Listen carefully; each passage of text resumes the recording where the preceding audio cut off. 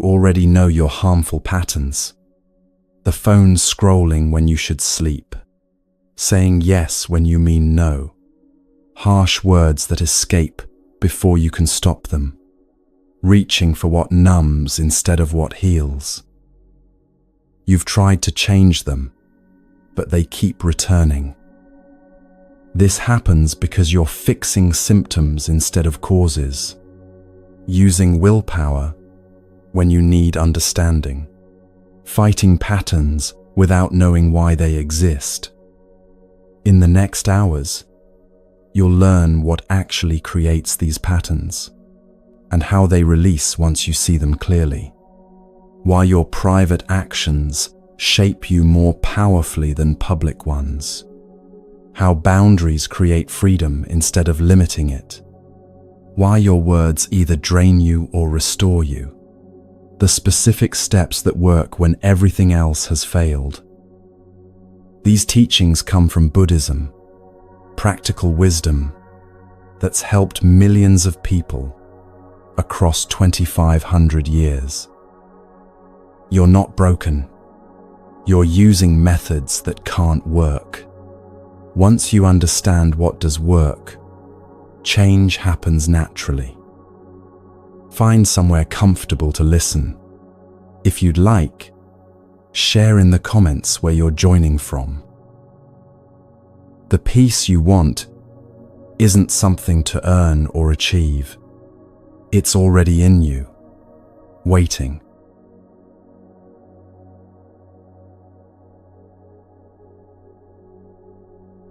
There's a pattern that runs through human life, so common we barely notice it. You achieve something you've wanted for months. The promotion, the relationship, the purchase, the accomplishment, and for a brief moment, you feel satisfied. Finally, this is it. Then, within days, or sometimes hours, the restlessness returns. The satisfaction fades. You're searching again. Maybe you tell yourself you need the next thing, the next level, the next achievement, the next experience. Or maybe you wonder what's wrong with you. Why can't you just be happy? Why does nothing ever feel like enough? The Buddha spent 6 years investigating this exact question, not as philosophy, but as urgent personal need. He had everything: wealth, comfort, pleasure, status, and still felt the restlessness underneath, the sense that something essential was missing. What he discovered became the foundation of Buddhism, and it's radically different from what most people assume. He didn't discover that desire is bad or that you should want less. He discovered something more precise. We're seeking the right thing in the wrong place. Everyone wants peace, satisfaction, relief from restlessness. That longing is natural, even necessary. The problem isn't what we want. It's where we're looking for it. Let me show you what this means in actual life. Think about your phone. You pick it up dozens, maybe hundreds of times each day. Why? Usually not because someone contacted you. You checked 30 seconds ago and nothing was there. You pick it up because of a feeling, a restlessness, a void, a need for something. The phone promises relief. Maybe this time there will be a message, a like, a notification that makes you feel seen, valued, connected. And sometimes there is. You get a hit of satisfaction. Your chest loosens. Someone noticed you. You matter. But within minutes, the restlessness returns. you reach for the phone again. This is what the Buddha called compensation. It's not exactly happiness, though it feels similar. It's temporary relief from an underlying discomfort. And here's the crucial part. Compensation makes the underlying discomfort stronger. Think about it. The more you check your phone for validation, the more you need validation from your phone. The more you rely on external approval to feel okay, the less okay you feel without it. Like drinking salt water when you're thirsty, it provides momentary wetness in your mouth, but increases the actual thirst. This pattern appears everywhere once you see it. Work becomes compensation. You achieve something, feel valuable for a moment, then need the next achievement to maintain that feeling. The satisfaction used to last weeks, then days. Now it barely lasts hours before you're anxious about the next thing. Relationships become compensation. You need your partner to make you feel lovable, your friends to make you feel interesting, your family to make you feel worthy. When they provide it, you feel temporarily whole. When they don't, you feel desperate or angry. You're outsourcing your sense of okayness to other people. Shopping becomes compensation.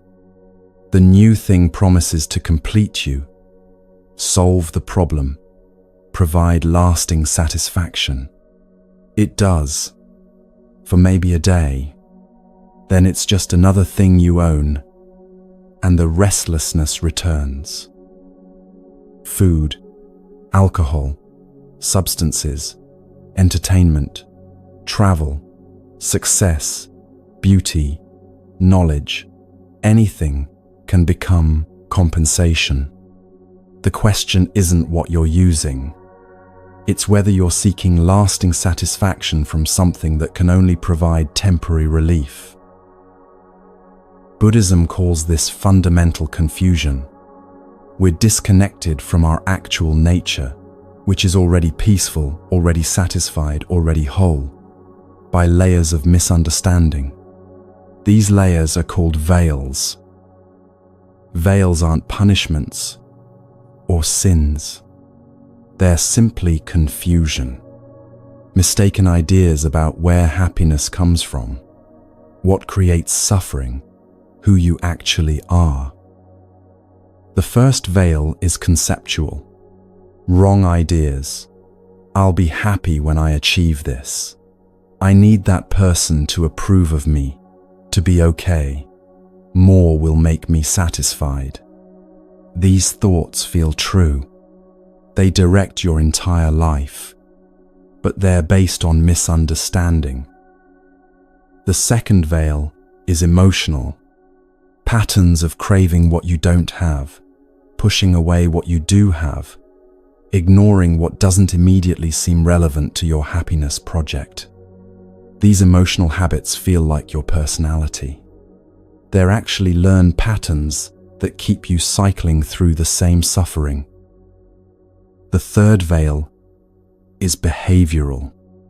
The actions you repeat automatically, reaching for the phone, saying yes when you mean no, overworking, over-consuming, withdrawing, attacking. These behaviors create consequences that reinforce the confusion. The fourth veil is the world these create. When you seek happiness through achievement, you create a life that requires constant achievement. When you seek it through approval, you create relationships based on performance. Your external circumstances reflect and reinforce your internal confusion. Under these veils is what Buddhism calls your true nature. Not a mystical concept, something practical and immediate. It's the awareness that's present right now as you listen to this. The capacity to experience, to know, to be. This awareness doesn't need achievements or approval or possessions to exist. It simply is. Right now, even with all your problems and patterns, that awareness is here, peaceful by nature. Not because everything in your life is perfect, but because awareness itself isn't troubled by the content it holds. Like the sky isn't damaged by storms. This might sound abstract, so let me make it concrete. Think about a moment when you felt genuinely at peace. Not the excitement of getting something you wanted. Actual peace. Maybe watching sunrise, or sitting in nature, or in those seconds, right before sleep, when thinking stops. In those moments, you weren't at peace because you achieved something. You were at peace because you stopped seeking. The seeking itself is what creates the restlessness. This is the Buddha's core teaching, which he organized into what are called the Four Noble Truths. These aren't beliefs to adopt. They're observations you can verify in your own experience. The first noble truth. There's a particular kind of suffering that runs through human life. Not the suffering of pain or loss, though those exist too, but a more subtle dissatisfaction. The sense that something's not quite right, even when things are objectively good. The restlessness that keeps you seeking the next thing. Buddhism has a word for this, dukkha, but in plain language, it's the suffering of seeking lasting satisfaction in temporary things. You can feel this right now if you're honest. Even as you listen to this, trying to find the answer that will finally make everything okay, there's that slight tension, that sense of needing something to be different. That's dukkha. Not because you're doing anything wrong, because you're human and you've been trained to seek satisfaction where it can't be found. The second noble truth. This suffering has a cause. It's not random, not punishment, not how life has to be. It arises from specific causes, and the primary one is this: clinging to changing things as if they were permanent sources of happiness. Your body changes, ages, gets sick, dies, but you cling to it as if it should provide lasting security. Your relationships change, evolve, sometimes end, but you cling to them as if they should permanently complete you.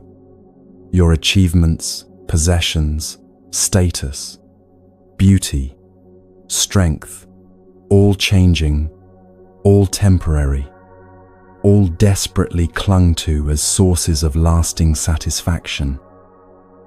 The clinging itself creates the suffering, not the changes. Change is natural.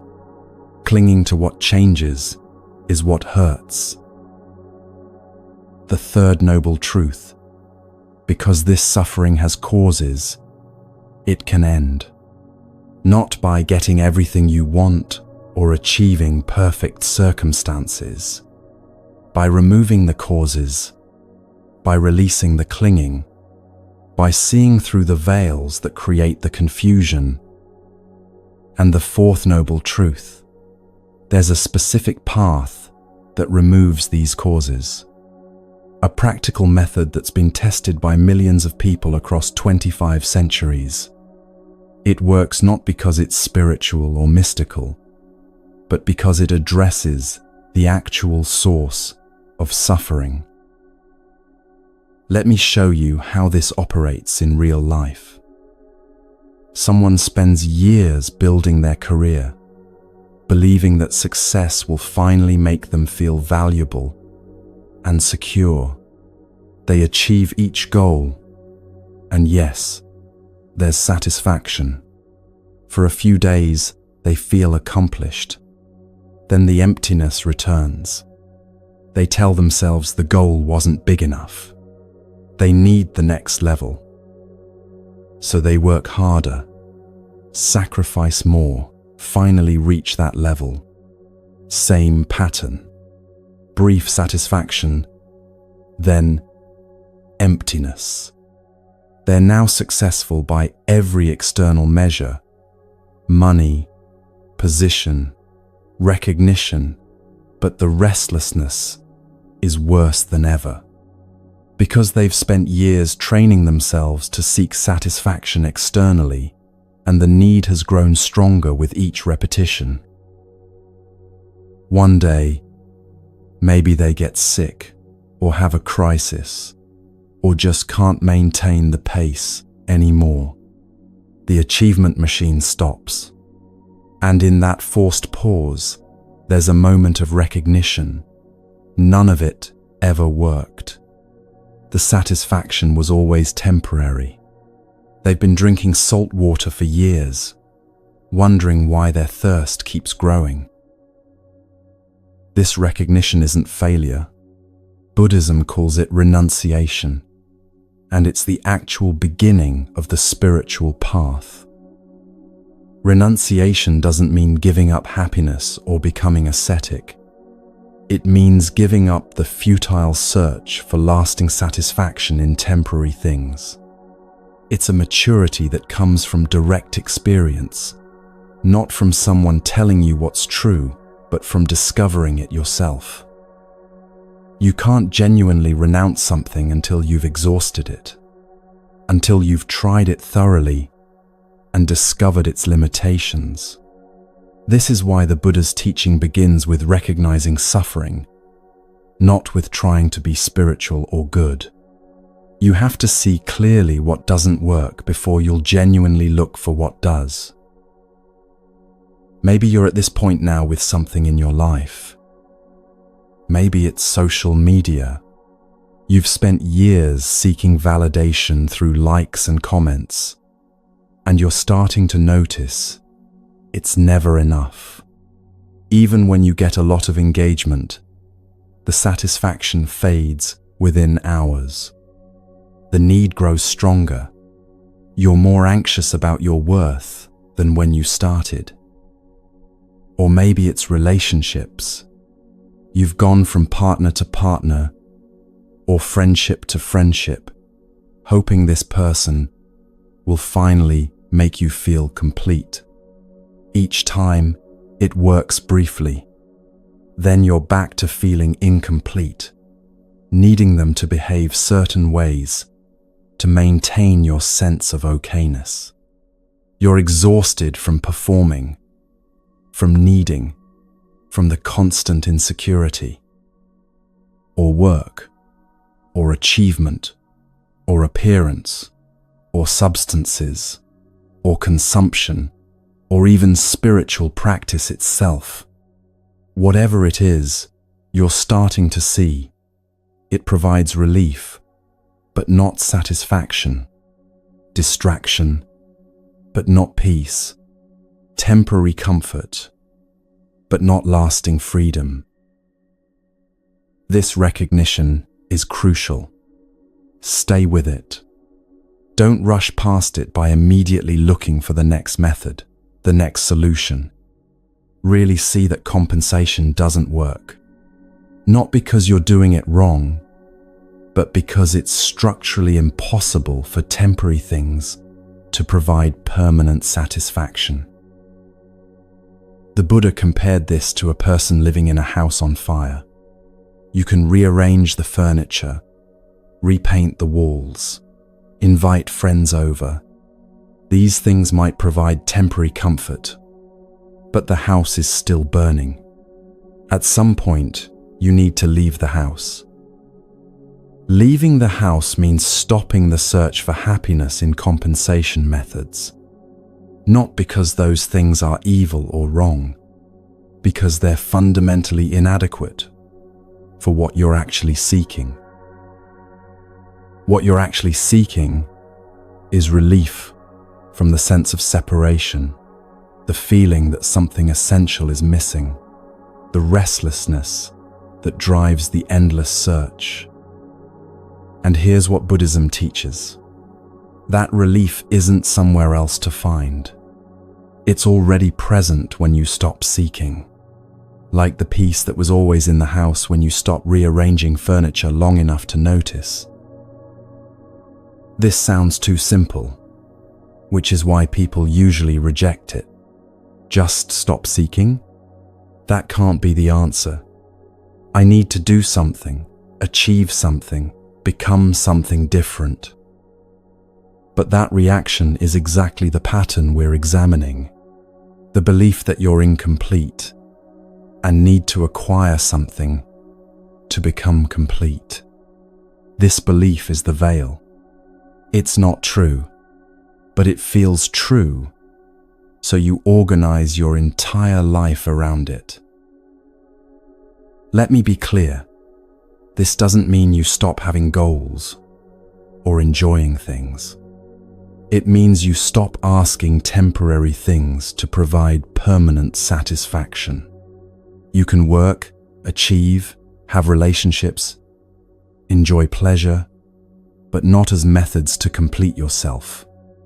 Because you're already complete, just covered by the belief that you're not.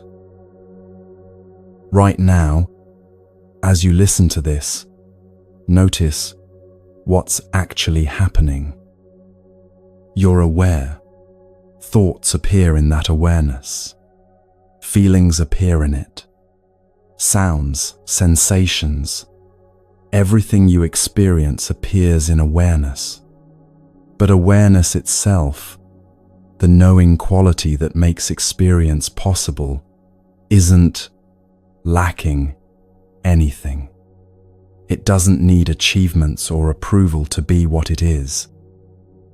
This awareness is your actual nature, not a thing you have, but what you most fundamentally are. And it's already at peace, already satisfied, already free. The restlessness appears in it, but doesn't touch it, like clouds appearing in sky that remains clear. The entire Buddhist path is about recognizing this, not as a concept, but as direct experience. And the first step is seeing clearly what's covering it. The veils of confusion, the compensation methods, the seeking itself. So where are you in this? What are your compensation methods? What do you reach for when the restlessness rises? Maybe it's your phone, food, work, shopping, television, planning, worrying, helping others to avoid helping yourself. These aren't moral failures.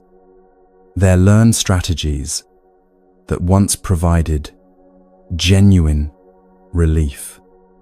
At some point, reaching for your phone actually did make you feel better.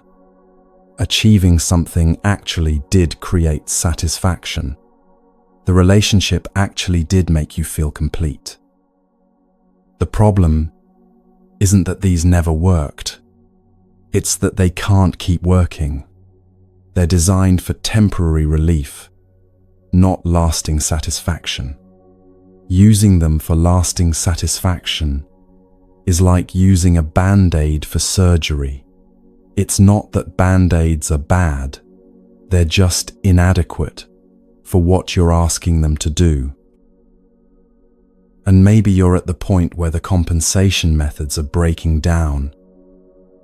What used to provide relief doesn't anymore. You've increased the dose.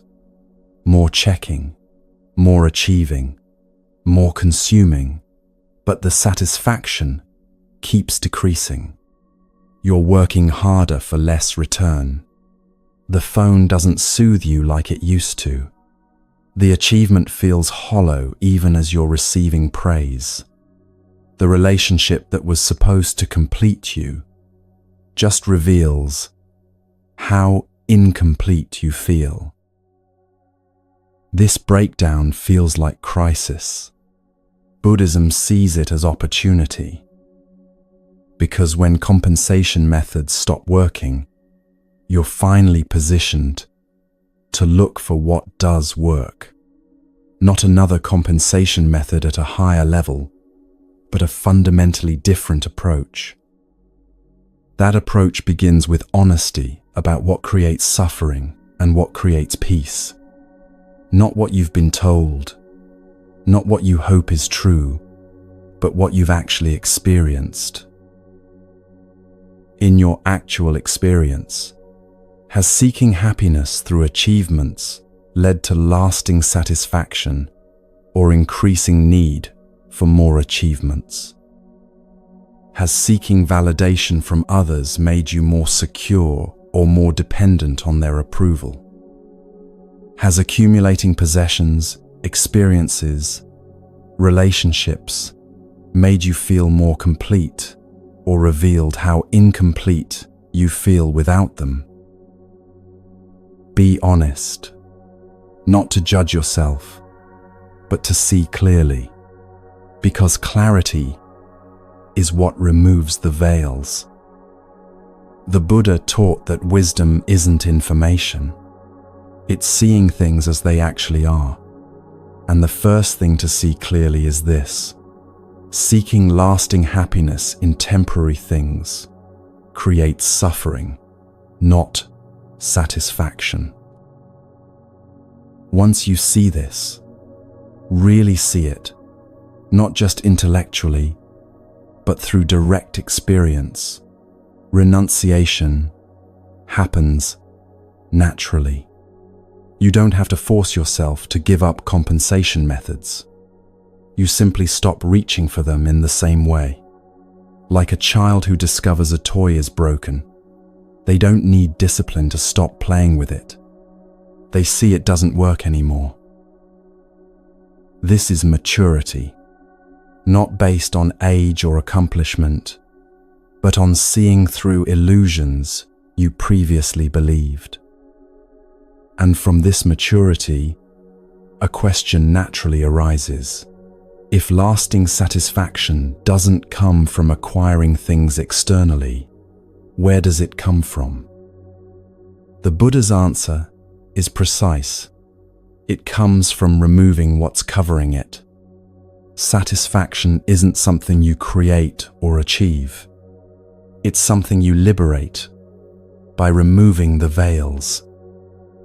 Think about that carefully. You're not trying to become satisfied. You're trying to remove what's covering the satisfaction that's already present. This completely changes the approach. If you're trying to create satisfaction, you're always seeking, always needing something more. If you're removing obstacles to existing satisfaction, you're working with what's already here. The first creates endless becoming. The second creates recognition. And this brings us to the most important question. What are the veils? Specifically, what exactly is covering your natural peace? We've already named them: conceptual confusion, emotional reactivity, behavioral patterns, and the world these create. But now we need to look more closely, because understanding what creates the veils is how you remove them. And the deepest veil, the one that maintains all the others, is something you do constantly without realizing it. Something so automatic, so habitual, that you think it's just how life is. But it's not. It's a pattern you're creating moment by moment. And once you see how you're creating it, you can stop.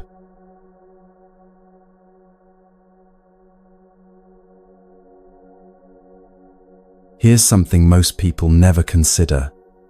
You're being shaped more by what you do in private than what you do in public.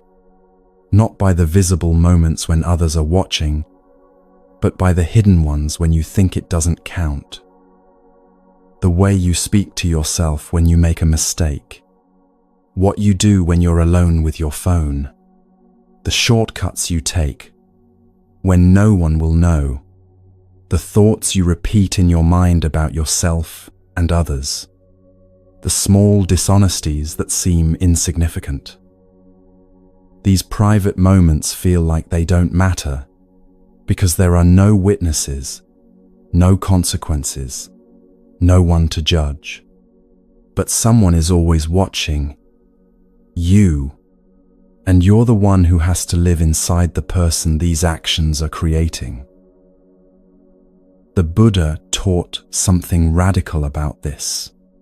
He said that every voluntary action through body, speech, or mind leaves an imprint, creates momentum, shapes who you're becoming. Nothing is neutral. Nothing disappears without trace. He called this karma, which people usually misunderstand. They think it means cosmic punishment or some mystical force keeping score. It's simpler and more practical than that. Karma just means action and consequence, cause and effect operating through your choices. You plant seeds through what you do, and those seeds grow into your future experience. Not because the universe is judging you, but because actions have natural results. Let me show you how this operates in a way you can verify right now. Think about your computer or phone. Sometimes it freezes. The screen stops responding. Nothing seems to be happening. But you keep typing anyway, trying to unfreeze it. Then suddenly it catches up, and you see a long string of repeated letters filling the screen from everything you typed while it was frozen. It was all being registered. Every keystroke. You just couldn't see it happening. Your life works the same way. You speak harshly to yourself in the bathroom mirror. No one else hears it, but it registers in your nervous system, your self-concept, the way you'll speak to yourself tomorrow. You lie about something small when you're alone, exaggerate on a form, take credit you didn't earn, pretend you did something you didn't. No one catches you, but it registers in how you see yourself, how much you trust yourself, how fragmented you feel. You judge someone silently, create elaborate criticisms in your mind that never leave your head. They never know, but it registers in your heart, your capacity for empathy, your relationships with everyone. The private actions are creating you more powerfully than the public ones, because the public ones you monitor, control, adjust based on consequences. The private ones you do unconsciously, repeatedly, assuming they don't count. But they count most. Most people live split lives without realizing it. There's the person they are in public, controlled, appropriate, saying the right things, doing what's expected. And there's the person they are in private, harsh, undisciplined, indulgent, critical, chaotic. They think this split is normal. Everyone does it. You need to be different in public than you are in private. That's just being human. But this split creates specific suffering. Insomnia that has no clear cause. Anxiety that doesn't connect to anything obvious. Restlessness during moments that should be peaceful. Meditation that feels blocked. A sense of being at war with yourself. You think something external is causing these symptoms, but often you're generating them internally through the discord between who you want to be and who you're being when no one's watching. Let me paint a picture you might recognize. Someone wakes up with good intentions. Today they'll be patient, kind, present. They meditate for 10 minutes, feel centered, start the day. By 9 in the morning, they're alone with their thoughts. A colleague's email triggers irritation. In their mind, they compose harsh responses they'll never send. They rehearse arguments, build cases against people who aren't there to defend themselves. They think this is harmless because they're not actually saying these things out loud. At lunch, they're scrolling social media, comparing their life to others, feeling inadequate, then briefly superior when they see someone struggling. These feelings seem automatic, not like choices, but they're choosing where to place attention, what to dwell on, how to interpret what they see. Afternoon, working alone, they take shortcuts. No one will notice. Not major dishonesty, just small corners cut, little exaggerations about what they accomplished. Nothing that would get them in trouble, but each one registers as a tiny betrayal of integrity. Evening, they're harsh with themselves about mistakes from the day, the same criticism they'd never direct at a friend. They pour freely onto themselves. You're so stupid, why did you do that? You always mess this up. You never get anything right. Words that would qualify as verbal abuse if someone else said them. Night, they're lying in bed, scrolling their phone for another hour when they meant to sleep. They know it's making sleep worse. They do it anyway. Another small promise to themselves broken.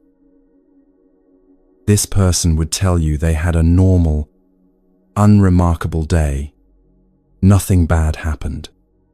They were productive, professional, appropriate with everyone they encountered. But look at what actually happened in their private experience. Hours of harsh judgment, comparison and criticism, small dishonesties, self-cruelty, broken commitments to themselves. And now, look at the results. They can't sleep. When they finally do, they wake up restless. Their meditation practice feels forced, empty. They're anxious without knowing why. Relationships feel strained, even when nothing obvious is wrong. They're exhausted, but can't pinpoint what's exhausting them. They think these symptoms are caused by work, stress, or difficult people, or their circumstances. But they're caused by how they're living when no one's watching. The war they're waging internally is showing up as external suffering. This is what the Buddha meant by karma, not mystical punishment, but direct consequence. The quality of your actions creates the quality of your experience. Not eventually, in some future life. Right now, today, in your sleep quality and peace of mind and capacity for relationships. And here's what most people miss.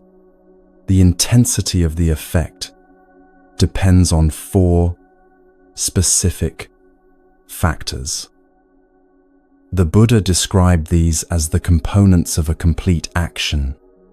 When all 4 are present, the action creates powerful results. When some are missing, the effect is weaker or gets diluted by other actions. Understanding these 4 factors gives you actual leverage over your karma, not just passively receiving consequences, but actively shaping them. The first factor is intention. Not just what you do, but the mental state and plan behind it. Why you're doing it, what you want to accomplish, the energy motivating the action. 2 people can do the same external action with completely different intentions and create completely different karma. One person is quiet because they're peacefully present. Another is quiet because they're seething with resentment. Same external action, opposite internal reality, opposite results. Intention matters more than you realize. You can do something that looks beneficial externally, but is motivated by ego or fear or manipulation, and it creates harm in you. Or you can fail at something you attempted with genuine care, and that care itself creates benefit. The second factor is the action itself. What you actually do with your body, speech, or mind. This is what most people focus on exclusively, but it's only one component. The action's intensity depends partly on presence. Are you fully there or operating on autopilot? Most actions are semi-conscious, following old patterns, barely registering. These still create effects, but weaker ones. When you're fully present in an action, whether beneficial or harmful, it has much more impact. This is why mindfulness is emphasized in Buddhism, not just for positive actions, but because presence determines intensity. The third factor is completion. Did your intended result actually happen? Did the action land the way you planned? Did it impact others or the world the way you intended? Say you want to undermine a coworker to get their position. You have the intention, clear desire born from envy. You take the action, speak to your boss, frame yourself as the better candidate, cast doubt on your colleague. If your plan works, you get the position. Your colleague is demoted or fired. That's a complete action. All 4 factors are present, and the karmic impact is strong and specific. But if your boss sees through it, if your colleague keeps their position, and you gain nothing, the action is incomplete. The intention and action still affect you. You still feel the envy, the willingness to harm, the scheming energy.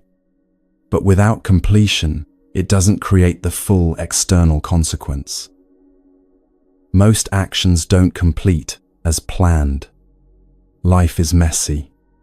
Intentions meet resistance. Actions don't land cleanly. Results are mixed or delayed. This is why karma feels complicated. Most actions are incomplete, combining with other incomplete actions in unpredictable ways. But the fourth factor is where your real power lives. It's how you evaluate what happened afterward.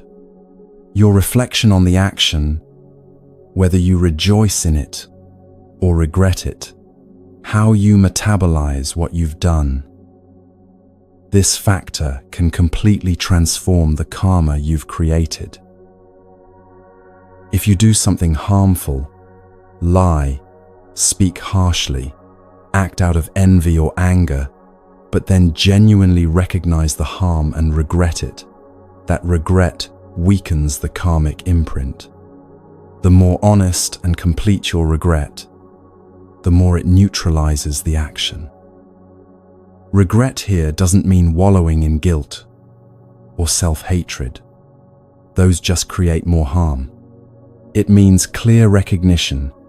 This action created suffering in me and possibly in others, and I don't want to repeat it. That clarity itself interrupts the pattern. And the opposite is equally true. If you do something beneficial, practice generosity, speak kindly, act from wisdom, and then genuinely appreciate having done it, that appreciation multiplies the effect. You're reinforcing the pattern, making it more likely to repeat, deepening the beneficial imprint. This is revolutionary when you actually apply it. It means you're not helpless about your karma. You're not just receiving consequences from past actions. You're actively shaping those consequences through how you reflect on what you've done. You meditated this morning, but barely registered it.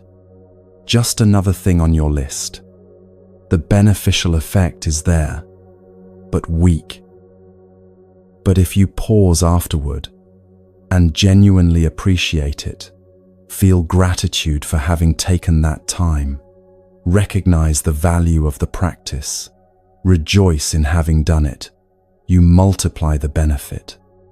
You're training yourself not just to meditate, but to value meditation. That makes it sustainable. Or you spoke harshly to someone. In the moment, you felt justified, but later, you recognize that harshness created suffering, unnecessary pain, damaged connection. You feel genuine regret, not guilt that paralyzes you, but clear recognition that strengthens your commitment to speak differently next time. That regret weakens the harmful karma. If the regret is as strong as the original intention to harm, it can neutralize the action almost completely. This is why Buddhism emphasizes reflection as a practice.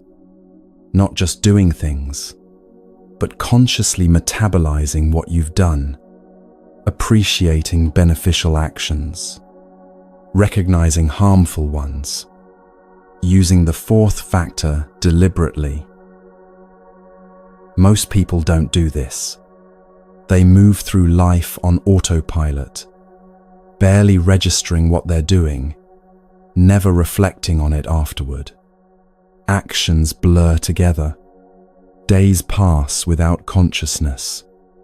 They wonder why they're not changing, why patterns persist, why there's no growth. It's because they're not completing the cycle. Action without reflection is like planting seeds without knowing what you planted. You'll get results, but they'll seem random, out of your control. So here's the practical application. At the end of each day, take 10 minutes. Review what happened. not to judge yourself harshly, but to see clearly. What actions had beneficial intention? Moments of patience, generosity, honesty, care. Even small ones, letting someone merge in traffic, speaking gently when you could have been harsh, choosing presence over distraction. Acknowledge these. Genuinely appreciate having done them. Feel good about them. This isn't ego or self-congratulation. It's reinforcing patterns you want to strengthen. You're training yourself at the deepest level. Not just behavior, but how you relate to your behavior. Then look at actions that were harmful, moments of harshness, dishonesty, judgment, avoidance. Not to beat yourself up, but to see clearly. This created suffering.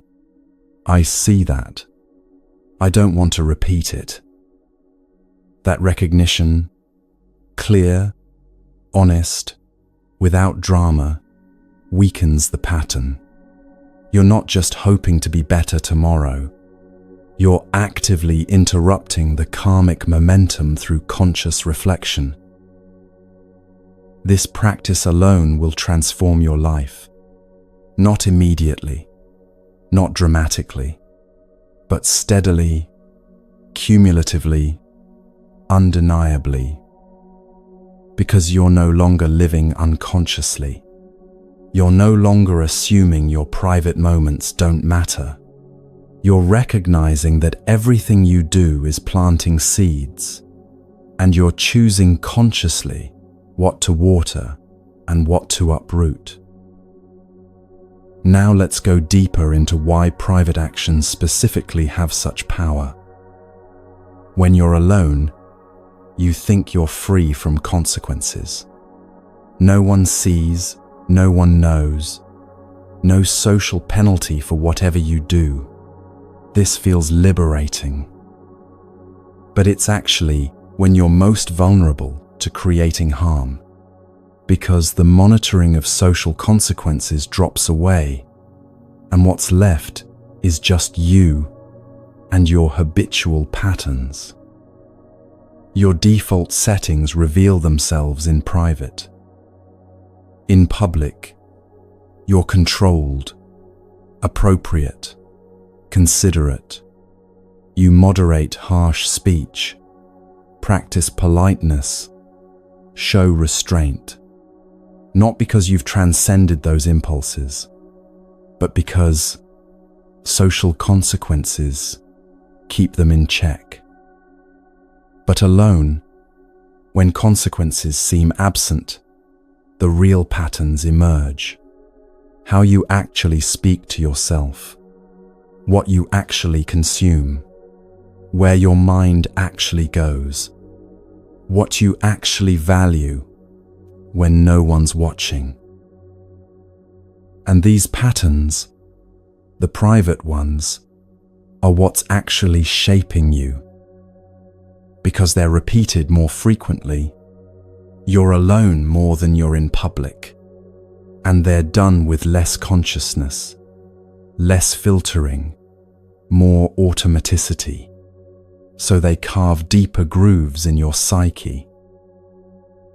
Think about someone trying to develop patience.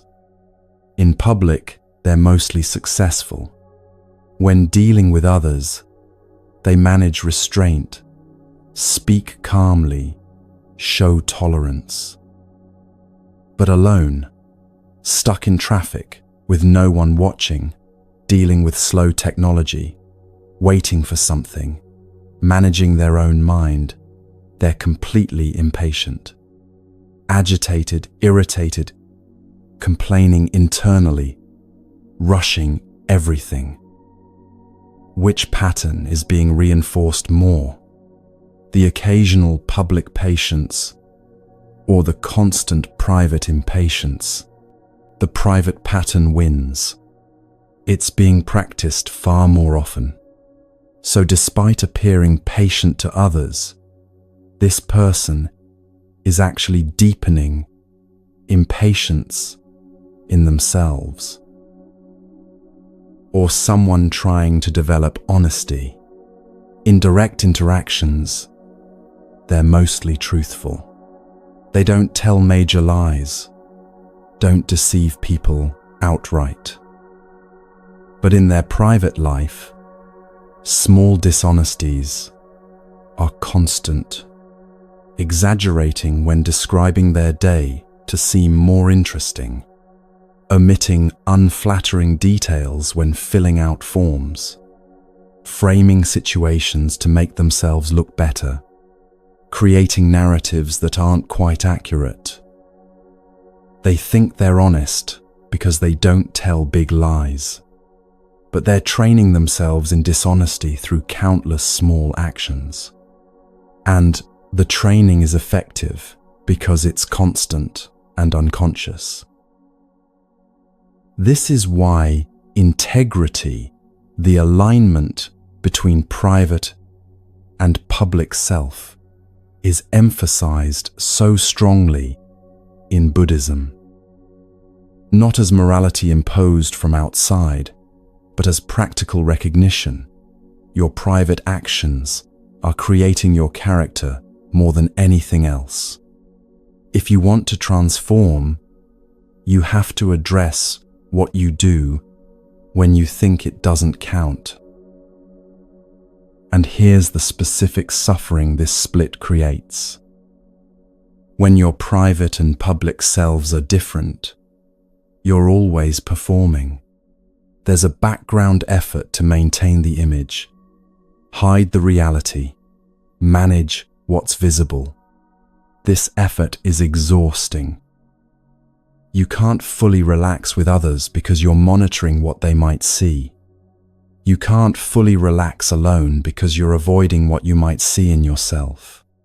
There's constant low-level tension from living split.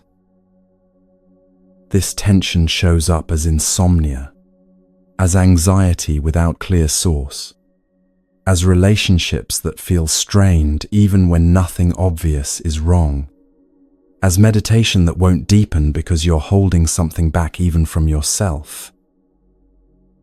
The suffering isn't caused by your circumstances. It's caused by the internal fragmentation. And the relief, when it comes, isn't from achieving something new. It's from dropping the split, from treating your private self with the same care you show publicly, from living with integrity. There's an actual physical lightness that comes from this. Imagine carrying a heavy bag everywhere. You've been carrying it so long you barely notice the weight anymore. Your shoulders hurt. You're tired, but you think that's just how life feels.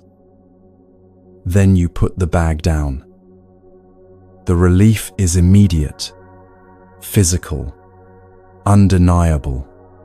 You can breathe deeper, move more freely. You wonder how you carried that weight without realizing it.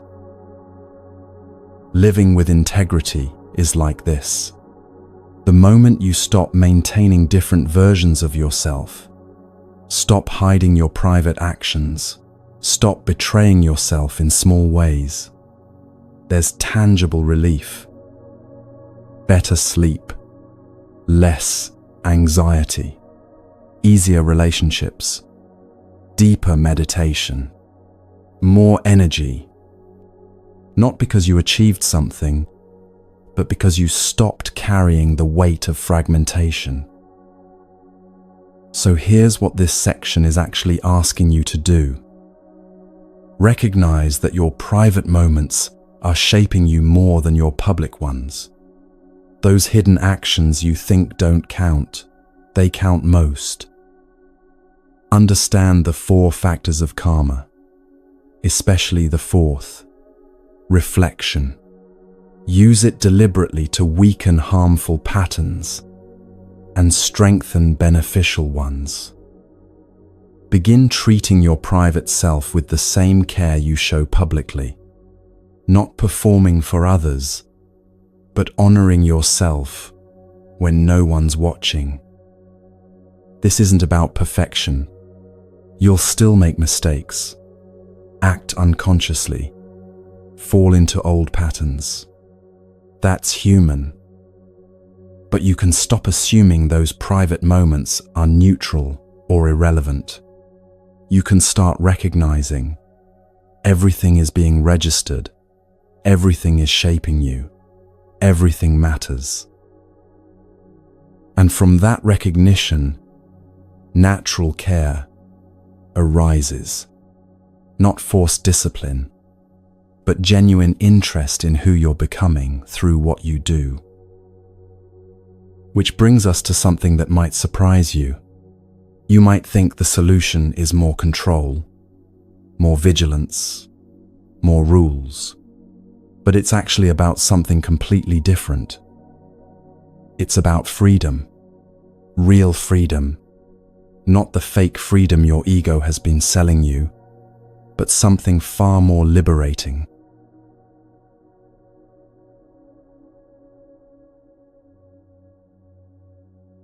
You've been sold a particular definition of freedom your entire life.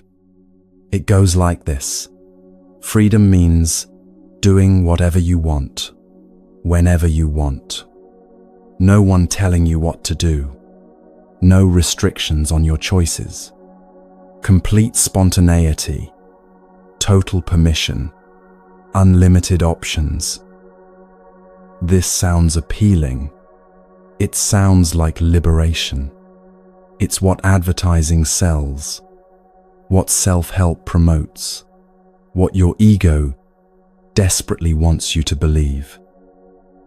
But if you examine your actual experience, you'll notice something strange.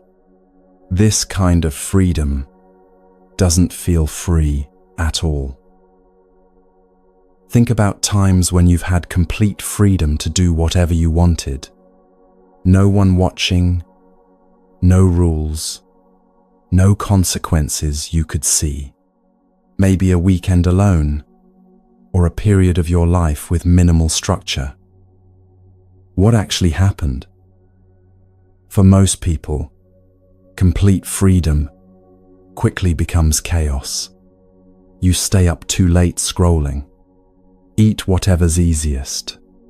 Skip the things you know would help you. Follow every impulse, craving, distraction, and by the end, you don't feel free. You feel scattered, depleted, vaguely ashamed. This is because the freedom to do whatever you want is actually slavery to whatever you want. And what you want, in any given moment, isn't wisdom or clarity or your deepest values. It's whatever impulse happens to be strongest right now. The craving for comfort, the urge to avoid discomfort, the pull of habit, the reaction to emotion. So, complete freedom becomes following your strongest impulse at every moment, which means you're not free at all. You're controlled by cravings, habits, reactions, whatever grabs your attention most forcefully. You're not steering your life. You're being tossed by internal waves. Buddhism offers a completely different definition of freedom, one that's counterintuitive, almost backwards from what you've been taught. But when you test it in your actual life, you discover it works. Real freedom is this: your wise self creating boundaries to protect you from your reactive self. Let me explain what this means practically. You have different versions of yourself that emerge in different states. When you're rested, calm, clear-minded, you have access to wisdom. You can see what actually serves you and what doesn't. You have perspective, patience, good judgment. But when you're triggered, tired, overwhelmed, flooded with emotion, a different version emerges. This version is reactive, impulsive, defensive, unable to see clearly. It makes decisions you'll regret, says things you wish you hadn't, reaches for what harms you. Everyone experiences these different states. The question is, which version of you gets to make decisions? Most people let reactive self decide. In the moment of craving, the craving decides. In the moment of anger, the anger decides. In the moment of fear, the fear decides. Then later, when they're calm again, they regret it. Why did I say that? Why did I do that? I know better than this. Yes, you do know better, but you're letting the version of you that doesn't know better make the decisions. An ethical code reverses this. When you're clear, calm, wise, that version of you makes decisions for future you, sets boundaries, creates guidelines, establishes commitments that will protect you when you're not clear anymore. This is what Buddhism calls ethical discipline. Not rules imposed from outside, not someone else's morality, not restrictions on your freedom. It's your wise self, caring for your whole self by creating structure that serves you. Let me give you a concrete example. Say you decide, in a moment of clarity, from now on, I won't raise my voice in anger at another person. This isn't some external authority telling you what to do. It's you, in your wisdom, recognizing that raising your voice creates harm. It damages relationships, creates regret, reinforces reactive patterns, doesn't actually solve problems. So you make a commitment. 2 weeks later, you're in an argument. Someone said something that triggered you deeply. You feel heat rising in your chest, your jaw tightening. The impulse to yell is overwhelming. In this moment, you're not wise. You're flooded. But you don't have to make the decision in this state. You already made it. 2 weeks ago, when you were clear, you decided no raised voice in anger. That commitment becomes a lighthouse in the storm. You might still feel the urge to yell, but you have something solid to hold on to. A decision you made when you could see clearly. This is freedom. Not the freedom to yell whenever you feel like it. That's slavery to anger. Real freedom is not being controlled by anger when it arises. Having a structure in place that protects you from your worst impulses. Your wise self protected your reactive self. That's what ethical codes actually do. This completely transforms how you think about discipline and rules. Most people experience rules as restrictions. Someone else telling them what they can't do. External authority limiting their freedom. So they resist rules, rebel against them, or follow them resentfully. But ethical codes you create for yourself are different. They're not restrictions, they're rescue ropes. When you're drowning in strong emotion or impulse, You can't think clearly enough to make good decisions. But if you've already set a boundary when you could think clearly, that boundary saves you. It's like setting up guardrails before driving a dangerous mountain road at night. The guardrails aren't limiting your freedom to drive. They're protecting you from driving off a cliff you won't see coming. So the question becomes, what boundaries would serve you? Not what boundaries you think you should have because someone told you. Not what makes you look good or spiritual, but what boundaries your wise self genuinely recognizes would protect your whole self from harm. Let me show you how to discover this. Think about patterns that create suffering in your life. Maybe harsh speech. You say things in anger that damage relationships. Maybe phone use. You lose hours to scrolling when you meant to rest. Maybe saying yes when you mean no. Overextending yourself until you collapse. Maybe harsh self-criticism. Attacking yourself internally in ways you'd never speak to another person. Pick one pattern, just one. Now, ask yourself, in this moment, when you're relatively calm and clear, does this pattern serve me? Does it create the life I want? Does it reflect my actual values? If the answer is no, and you can see this clearly, then you're ready to create a boundary.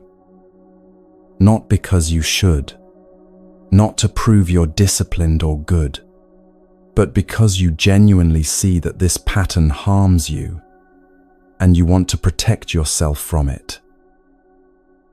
The boundary needs to be specific and clear. Not, I'll be better with my phone.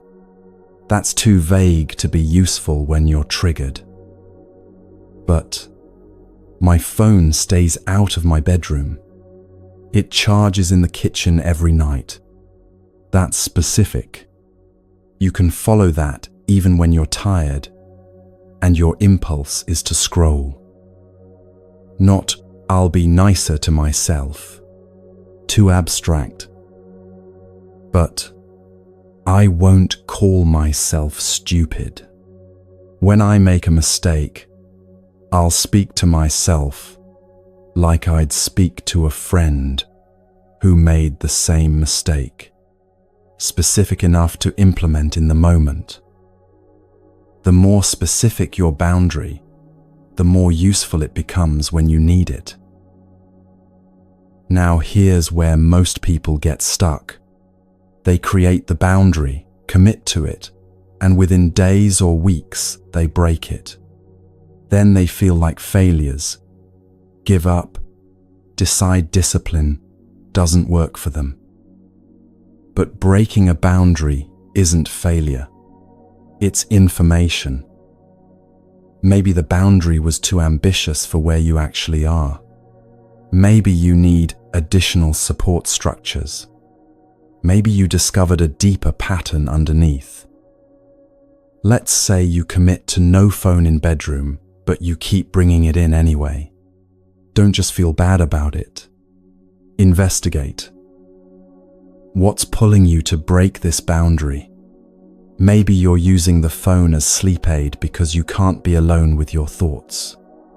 That's deeper than phone use. It's avoidance of something uncomfortable. Or maybe the boundary is too extreme.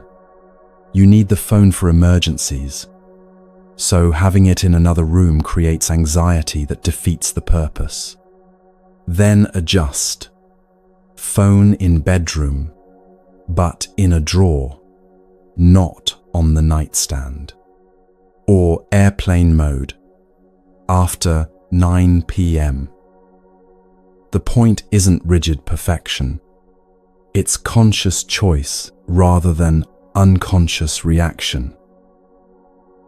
Buddhism describes 3 stages in developing ethical conduct. Understanding these stages helps you not demand too much from yourself too soon. Stage 1. Stop actively harmful patterns. This is where everyone begins. You're still doing things that create clear, obvious harm to yourself or others. The first work is simply stopping these. Not because you're bad for doing them, but because they're actively creating suffering, and you're ready to stop creating that suffering. This stage is about boundaries and distance. Set clear limits on harmful behavior. Create distance from situations that trigger those behaviors. Protect yourself while you build strength. Someone trying to stop drinking doesn't hang out in bars testing their willpower. That's not weakness. It's wisdom. You remove yourself from triggering situations until you have solid ground to stand on. Same with any harmful pattern. If certain people trigger your harshest speech, you might need distance from them temporarily. Not forever, but while you're learning new patterns. If social media triggers comparison and harsh self-judgment, you might need to delete the apps for a while. Not as punishment, but as protection, while you develop different relationship with yourself. This stage requires honesty about your actual capacity right now, not where you wish you were, but where you are. Stage 2. Actively cultivate beneficial patterns. Once you've stopped the most harmful behaviors, there's space to build positive ones. Generosity instead of grasping, kind speech instead of harsh, honesty instead of manipulation, patience instead of reactivity. This stage is about replacement. You're not just stopping old patterns, you're training new ones. But here's where a danger emerges. People can become attached to being good. You're no longer drinking, or speaking harshly, or lying. You're being generous, patient, honest, and you start identifying with these behaviors. I'm a good person now. I'm better than people who still do those harmful things. Buddhism calls this Puritanism or moralism, using your good behavior as a new source of pride and comparison.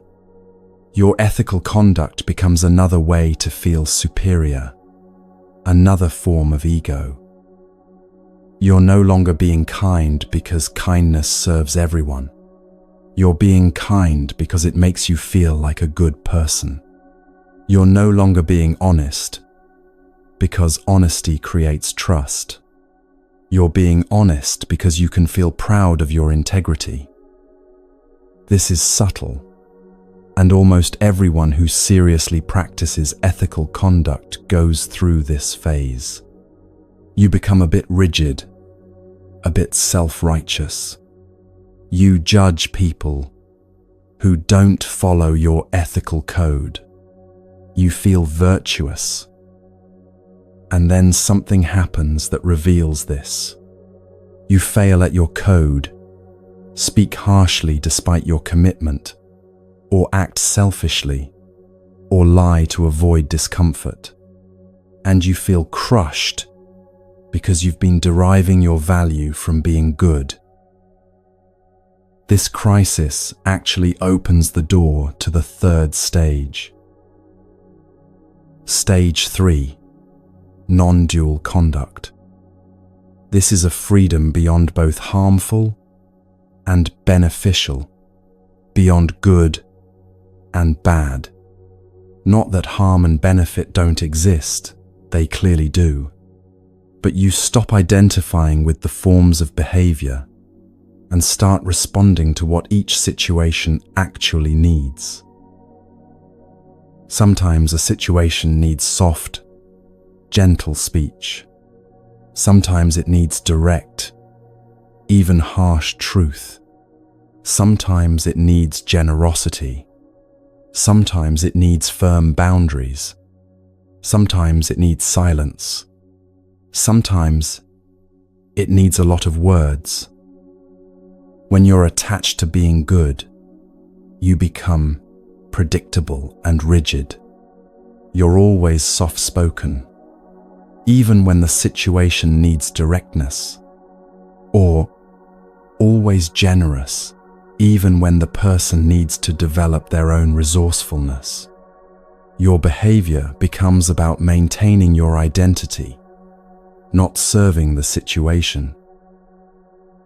Non-dual conduct means freedom to respond appropriately, not controlled by impulse, but also not controlled by rigid rules, guided by wisdom and compassion that can see what's actually needed.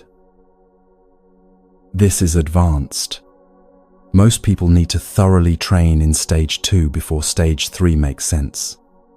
You can't skip to fluid, situational wisdom if you're still acting harmfully on impulse. But it's useful to know the stages exist. So when you catch yourself being self-righteous about your good behavior, you recognize this is normal, it's part of the process, and there's further to go. Now let's get practical about implementing this in your life right now. You're probably at stage 1 with some behaviors and stage 2 with others. Maybe you've already stopped the most harmful patterns, but you're stuck in unconscious neutral habits that waste energy without obviously helping or harming. Here's how to work with this. Identify your most harmful pattern, the one that creates the most suffering for you or others, the one you most want to stop, but haven't been able to. Now create one simple boundary to address it. Make it specific, measurable, and genuinely motivated by care for yourself. I won't check work email after 7 p.m. I won't speak about people who aren't present. I won't say yes to requests when my first feeling is no. I won't scroll social media when I first wake up. Whatever boundary you choose, write it down. Make it visible. Tell someone you trust, if that helps. But mainly, commit to it clearly when you're in a state of clarity. Then, and this is crucial, plan for when you'll want to break it. You will want to break it. That's not failure. That's how patterns work. The old impulse will arise, strong and compelling. So what will you do in that moment? If your boundary is no phone in bedroom, what will you do at 10:30 p.m. when you're lying in bed and suddenly remember something you wanted to check? Maybe you get up, go to the kitchen, check the one thing, then leave the phone there. Or maybe you write yourself a note to check it tomorrow. Or maybe you practice being with the discomfort of not checking. Have the plan before the moment, because in the moment, you won't think clearly. You'll rationalize, justify, convince yourself this one time is fine. The plan is your wise self helping your reactive self. Also plan for when you do break the boundary, which you probably will, at least at first. What then? Don't collapse into shame or give up entirely. Use the fourth factor we learned earlier, evaluation. Recognize I broke my commitment. This created the suffering I was trying to avoid. I genuinely regret it. That regret weakens the pattern. Then renew your commitment. Not as punishment, but as care. I see why this boundary matters. I'm choosing it again. Over time, something shifts. The boundary that initially felt like restriction starts feeling like freedom. You're no longer controlled by the impulse. You have choice, real choice, not just the illusion of choice, while following the strongest craving. And you start noticing the benefits. Without phone in bedroom, you sleep better, wake more rested, feel less anxious, have clearer mornings. Without checking work email at night, your evenings become actually restful. Your mind can settle.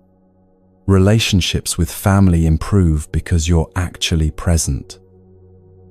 Without harsh self-criticism, your inner experience becomes gentler. You have more energy. You're kinder to others because you're not at war with yourself. These aren't abstractions. They're tangible improvements in your daily life. And they come not from achieving something new, but from stopping something harmful. This is what the Buddha meant by ethical conduct being the foundation of practice. You can't meditate deeply if your life is chaos. You can't access wisdom if your mind is constantly agitated by harmful actions and their consequences. You can't experience peace if you're continuously creating suffering through unconscious behavior. Ethical conduct creates the container for everything else. It's like tending a garden. Before you plant flowers, you remove weeds. Before you cultivate beauty, you stop cultivating harm. It's not exciting, but it's essential. And here's what most people don't realize until they try it. Creating boundaries, real, specific boundaries based on your actual wisdom, is empowering, not restricting. You're taking agency over your life, deciding who you want to become rather than being tossed by impulses. The freedom to do whatever you want feels powerful until you realize you're just doing what your conditioning wants. Your cravings want. Your habits want. Your reactivity wants. But creating conscious boundaries based on your values, that's actually exercising free will. That's genuine autonomy. You're no longer a puppet of impulse. You're making choices that reflect who you want to be, not just what you want in this moment. So here's the practice for this section. Choose one harmful pattern you genuinely want to stop. Create one specific boundary to address it. Write it down clearly. Commit to it from your wise self. Then plan for the challenges. When will you want to break this boundary? What will you do in that moment instead? How will you respond if you do break it? And practice this for 1 week. Just 1 week, one boundary. Watch what happens. Not just whether you succeed or fail. That's less important than you think. But watch how it feels to have a conscious commitment rather than unconscious reaction. Notice when the impulse arises and you have something to hold on to besides willpower.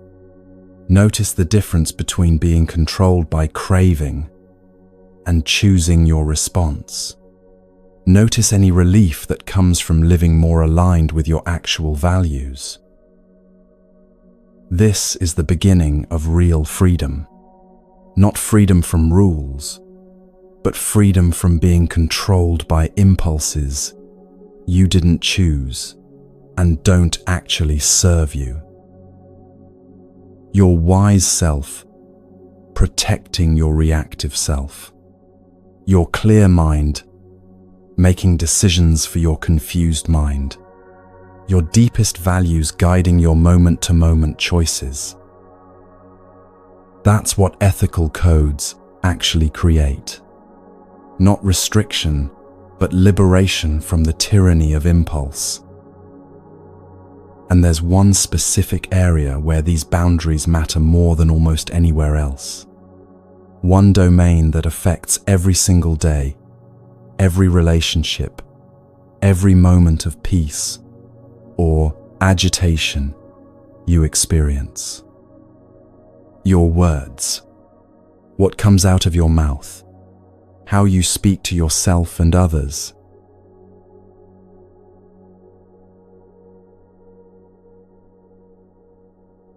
Close your eyes and remember something cruel someone said to you years ago, maybe in childhood, maybe last year. A cutting remark, a harsh judgment, words meant to wound. You can probably still feel it. The exact words might be fuzzy, but the impact remains. It shaped how you see yourself, how you move through the world, what you believe is possible for you. Now, think about the kindest thing anyone ever said to you. Words that saw something in you, believed in you, offered genuine care. Those words are still alive in you too, still providing strength, still influencing your choices, still offering comfort when you need it. The Buddha taught that words have more power to harm or heal than almost anything else. More than actions, more than thoughts, more than circumstances, because words carry intention directly into another person's mind. They bypass physical defenses and land in consciousness itself. A physical wound heals. The body regenerates, scars over, returns to function. But words can wound for decades. They become part of your internal dialogue, the voice you hear when you're alone. And yet most people speak completely unconsciously. Words pour out automatically, following old patterns, reacting to emotions, filling silence, performing for others. You say things you don't mean things you don't say, and spend enormous energy managing the consequences of unconscious speech. Buddhism offers specific guidance here, not vague advice to be nice or speak your truth, but precise practices that transform both what you say and what you experience. The Buddha gave 4 guidelines for speech. They've been taught for 2,500 years because they work, not as moral rules, but as practical methods for creating peace instead of suffering through words. The first guideline: don't speak harshly, speak sweetly. This doesn't mean fake sweetness or avoiding truth. It means understanding that harsh words create harsh results in others, and especially in you. Watch what happens when you speak harshly. Maybe someone cuts you off in traffic, and you curse them, even though they can't hear you. Or a family member does something thoughtless, and you respond with sarcasm or criticism. Or you're frustrated with yourself, and your internal voice becomes brutal. You're so stupid. You always mess this up. You never learn. In the moment, harsh speech feels satisfying, like releasing pressure, expressing justified anger, telling the truth forcefully. But watch what it actually creates. Your body tenses, your jaw tightens, chest constricts, shoulders rise, your heart rate increases. Stress hormones flood your system. This isn't metaphor, it's measurable physiology. Your mind becomes agitated. The harsh words create a harsh, internal state. You replay the situation, build more arguments, prepare more cutting remarks. Even after the interaction ends, you're still engaged mentally, still stirred up. Your relationships deteriorate. The person you spoke to harshly either withdraws or retaliates. Even if they don't respond outwardly, something shifts. Trust erodes. Warmth decreases. The space between you becomes slightly colder. And if the harsh words were internal, directed at yourself, the damage is worse.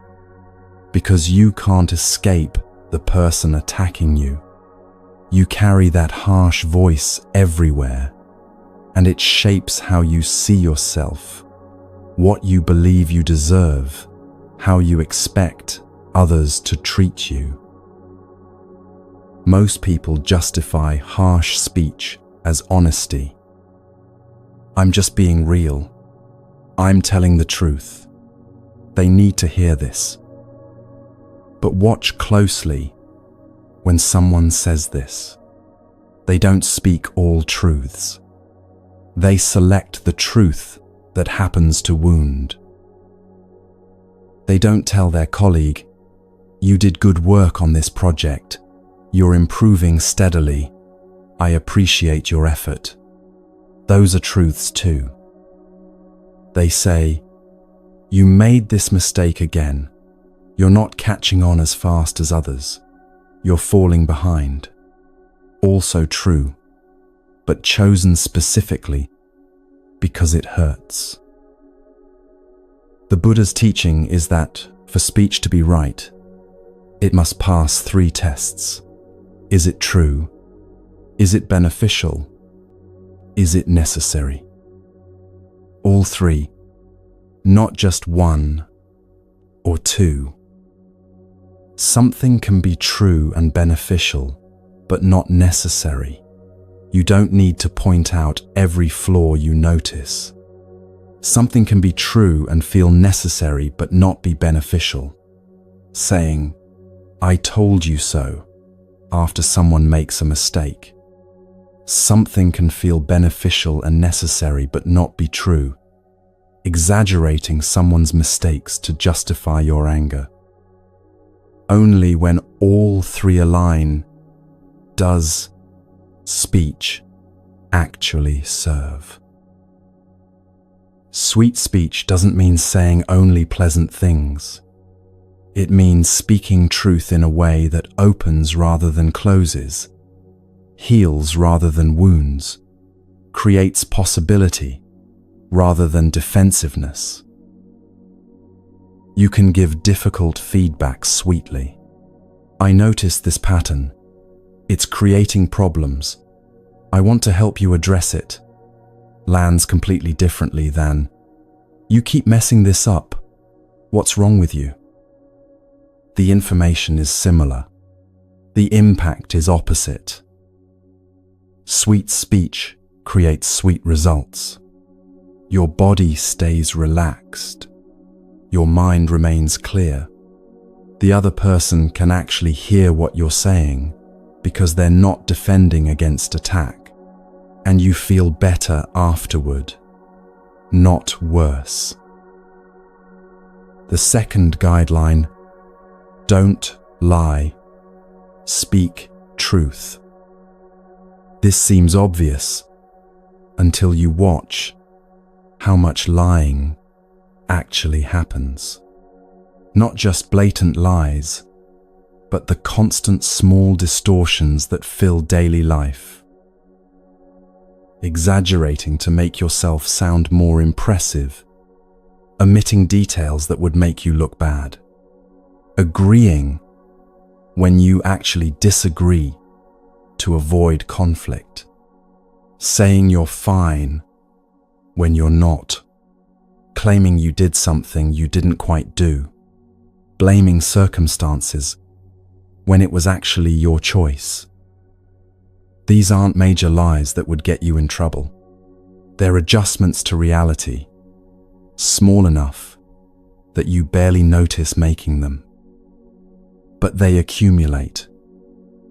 Each small lie fragments you a little more, creates a gap between what's true and what you present, between who you are and who you're pretending to be. Over time, you're not sure what's true anymore. You've told the story one way so often that the actual memory blurs. You've presented yourself a certain way so consistently that you forget it's a presentation. And there's constant low-level anxiety, the vigilance required to maintain various versions of yourself with different people, the fear of being caught in contradictions, the exhaustion of remembering what you said to whom. Truthful speech is structurally simpler. You don't have to remember what you said because it's just what's true. You don't have to manage different versions because there's only one reality. You don't have to fear being found out because there's nothing to find out. This creates tremendous relief. Not immediately. At first, truth-telling feels vulnerable and uncomfortable. You're so used to managing impressions that simple honesty feels exposed. But over weeks and months, something shifts. You can relax. You stand on solid ground because the ground is actually real. People trust you more because they sense consistency. And you trust yourself more because you're not constantly betraying your own knowing. The third guideline: don't divide with words, create harmony. This addresses gossip, complaint, speaking about people who aren't present, creating factions and sides. Watch how common this is. Someone does something you don't like, and instead of addressing it with them, you tell others. Build a case. Gather support for your perspective. Create an us who sees the problem versus them who is the problem. This feels like bonding. Shared criticism creates temporary intimacy. You and your confidant feel close because you're allied against someone else. But notice what it actually creates.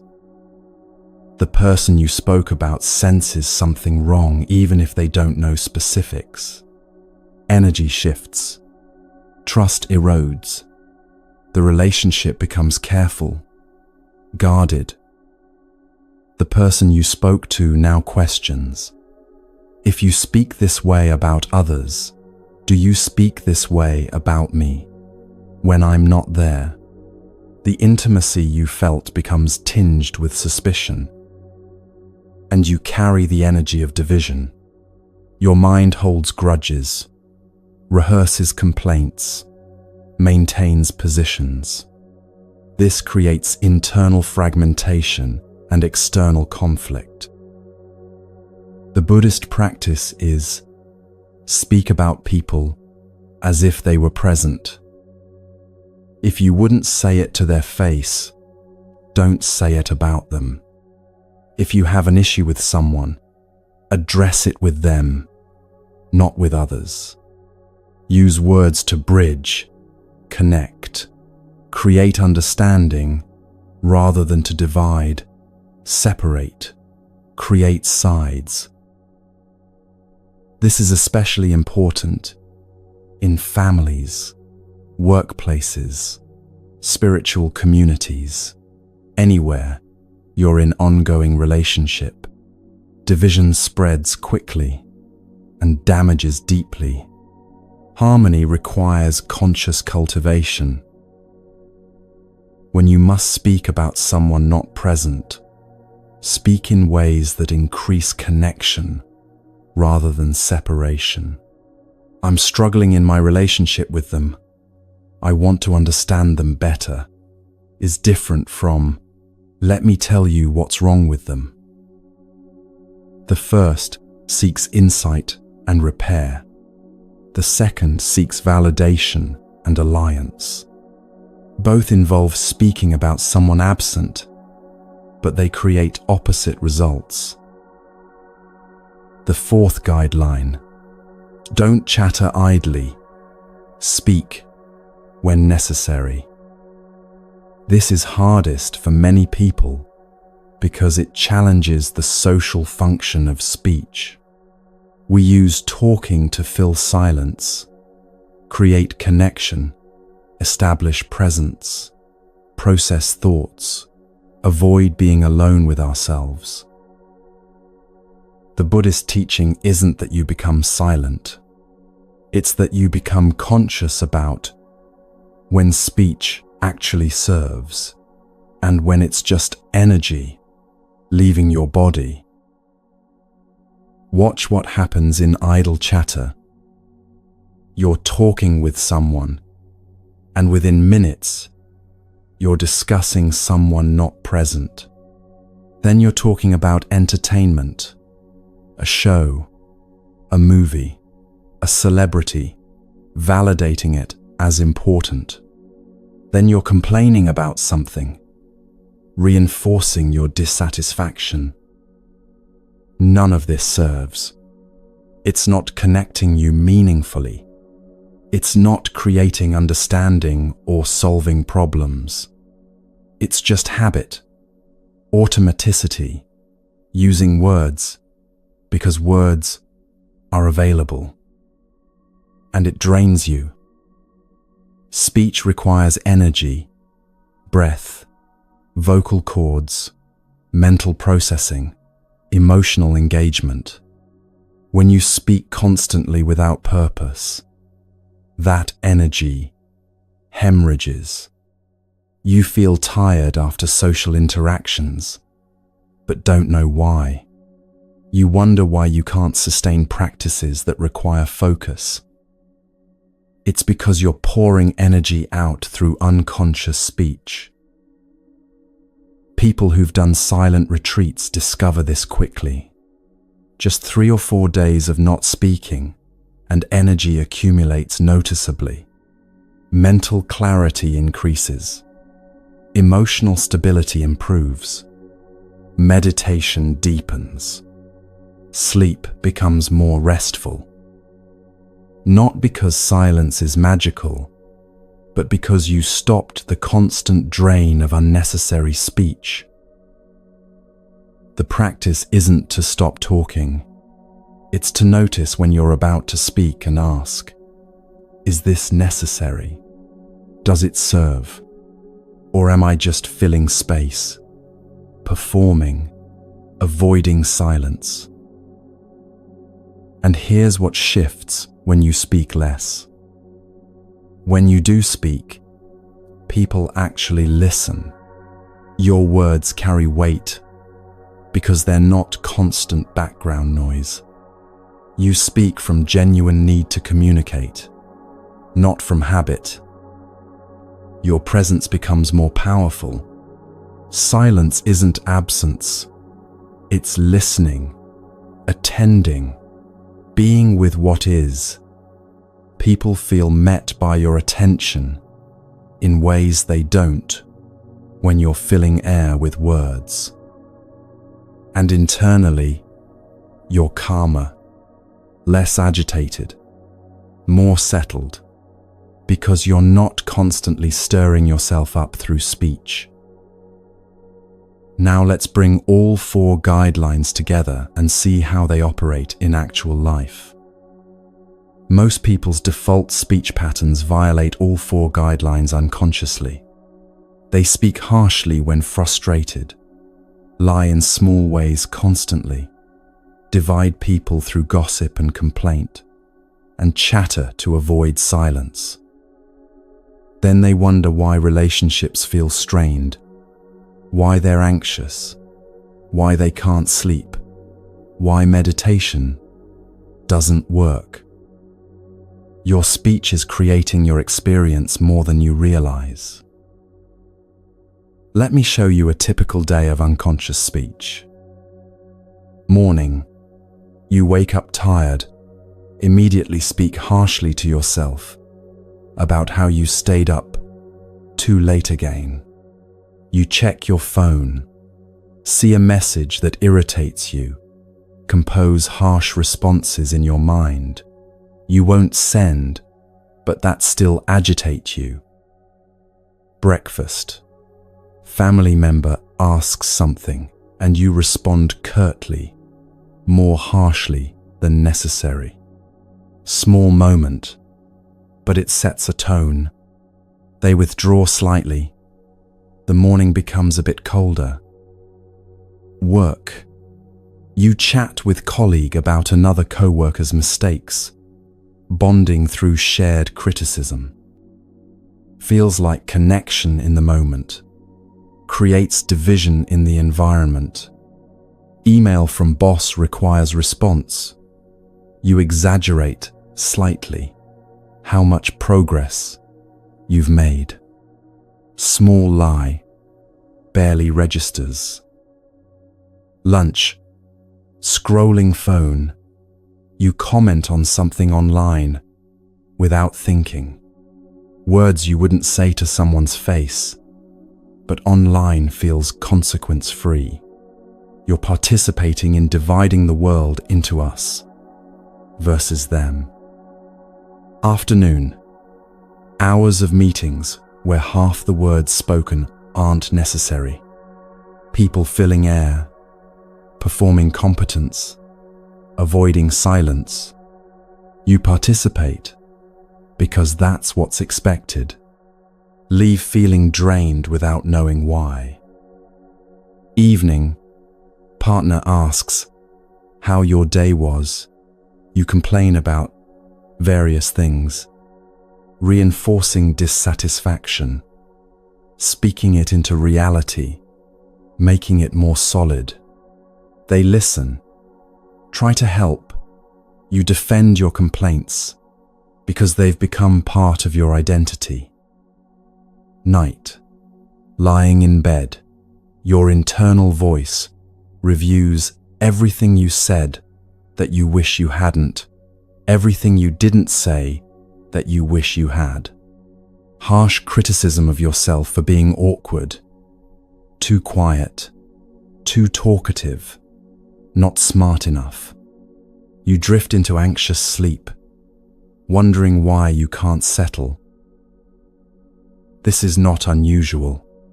For many people, this is just Tuesday. But look at what was created through speech alone. Relationships strained through harsh words, internal fragmentation through small lies, environmental division through gossip, energy drained through unnecessary chatter, agitation that prevents rest. All of this suffering generated primarily through unconscious speech. Now imagine a different day. Morning. You wake tired, but speak to yourself kindly, like you'd speak to a friend. You're tired. Rest when you can today. Irritating message comes in. You notice the impulse to respond harshly, but choose to wait until you're calm. Breakfast. Family member's question receives patient attention. Your tone is warm even though you're tired. Small moment, but it creates connection instead of distance. Work. Colleague wants to gossip about co-workers' mistakes. You redirect. I haven't noticed that. I found them helpful with other things.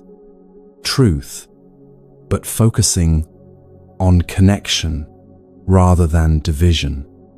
Boss's email gets honest response about actual progress. Feels vulnerable, but solid.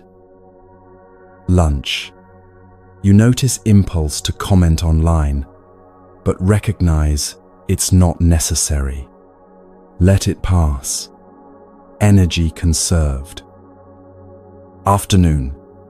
In meetings, you speak only when you have something useful to contribute. Your words carry more weight because they're not constant. You listen more. Presence deepens. Leave feeling energized rather than drained. Evening. Partner asks about your day. You share both challenges and moments of appreciation. Not denying difficulty but not rehearsing complaint. Speaking towards solution rather than solidifying problem. Night. Lying in bed, your internal voice is gentle. You did your best today. Rest now. You settle easily into sleep. Same external circumstances. Completely different experience. Created almost entirely through conscious speech. This isn't theoretical. You can test it this week. Choose one of the 4 guidelines to practice for 7 days. Just one. Make it specific. Maybe, I won't speak harshly to myself. When I notice harsh internal speech, I'll rephrase it kindly. Or, I won't speak about people who aren't present, unless it's to understand them better or solve an actual problem. Or, before speaking, I'll check, is this true, beneficial, and necessary? If not all 3, I'll remain silent. Watch what happens. The first days will feel strange, almost artificial. You're so used to unconscious speech that conscious speech feels like performance. You'll notice how often you want to speak harshly, lie, gossip, or chatter. The impulses are strong and automatic. You've trained them for years. But stay with it. By day 3 or 4, something shifts. The impulses are still there, but you have space between impulse and action. You can choose. By day 7, you notice results.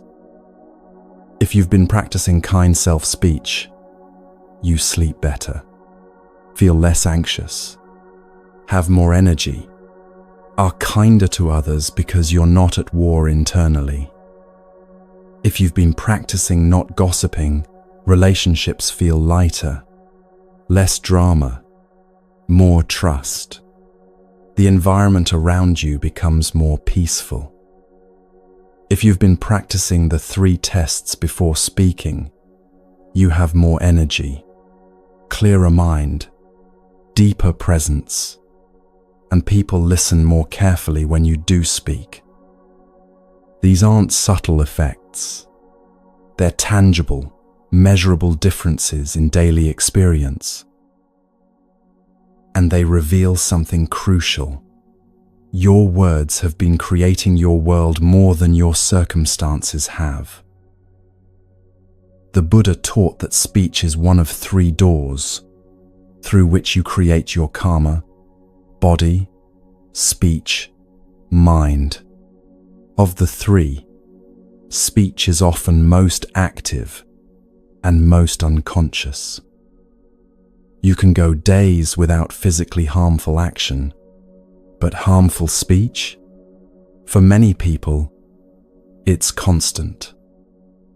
Transforming speech transforms experience, not eventually, not theoretically. This week, today, in your next conversation. So here's the practice. 1 guideline, 7 days, genuine commitment. Sweet speech instead of harsh. Truth instead of lies. Words that unite instead of divide. Necessary speech instead of idle chatter. Pick one. Practice it. Watch what changes. But here's what you might wonder after a week of conscious speech. How do I sustain this? How do I make it last when I've tried changing patterns before and they always revert? That question points to something essential, something that makes the difference between temporary improvement and lasting transformation.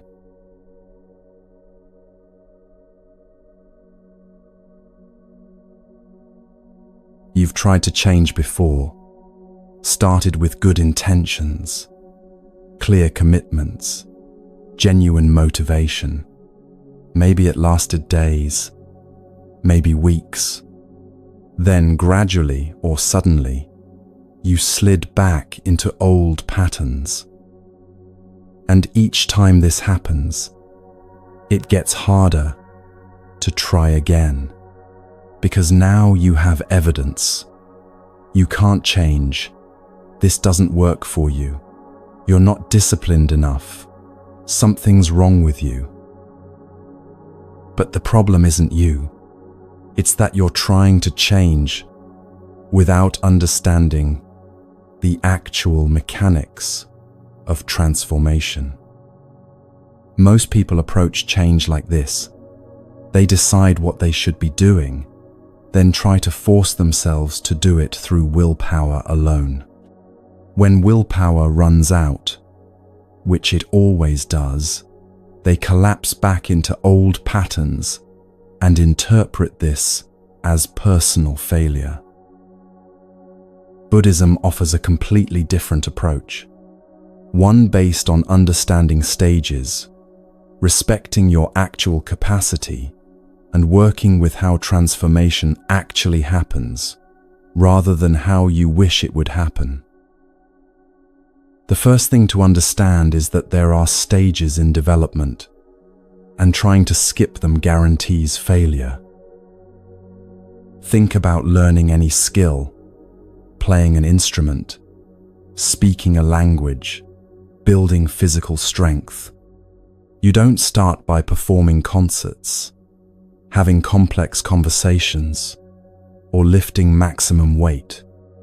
You start with basics, build foundation, progress gradually as capacity increases. Everyone accepts this for physical or technical skills. But for ethical and spiritual development, people think they should be able to jump straight to advanced practice. They read about monks meditating in caves, or teachers speaking about unconditional love for all beings, or advanced practitioners remaining peaceful in any circumstance. Then they try to do this themselves immediately, from wherever they actually are. And it doesn't work, because they're missing the foundation those monks and teachers built over years or decades. The Buddha taught that transformation happens in stages, and each stage has different requirements. Understanding these stages helps you work with where you actually are, instead of where you wish you were. Stage 1. Create distance from what harms you. When you don't yet have internal stability, resources, and maturity, your first job is protection. Protect yourself from situations, people, and environments that trigger your most harmful patterns. This isn't weakness, it's wisdom. Someone trying to stop drinking doesn't prove their strength by hanging out in bars. That's not discipline, it's self-sabotage. They create distance from triggering situations until they have solid ground to stand on. Same principle applies to any harmful pattern. If certain people consistently trigger your harshest speech, you might need distance from them while you develop new patterns. Not forever, but temporarily. Not because you're avoiding growth, but because you're protecting the space needed for growth.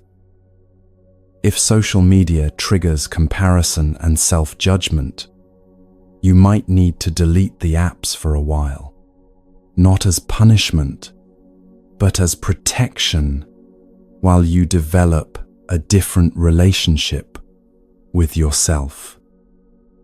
If your work environment is toxic in ways that overwhelm your capacity, you might need to change jobs. Not because you're weak, but because staying in that environment prevents the development you need. Most people resist this. They think they should be able to handle anything, that needing distance means failure, that truly spiritual people can thrive anywhere. But a seedling needs protection while it's growing. Put it in harsh conditions too soon, and it dies. Give it shelter until it's strong, and it can eventually thrive in challenging environments. You're the seedling, and the question isn't whether you should eventually be able to handle difficult situations. The question is, can you handle them now? Be honest. That relationship that leaves you depleted every time, does it help you develop patience and compassion? Or does it trigger patterns that make you worse? That job that has you anxious every morning, is it teaching you valuable skills and resilience?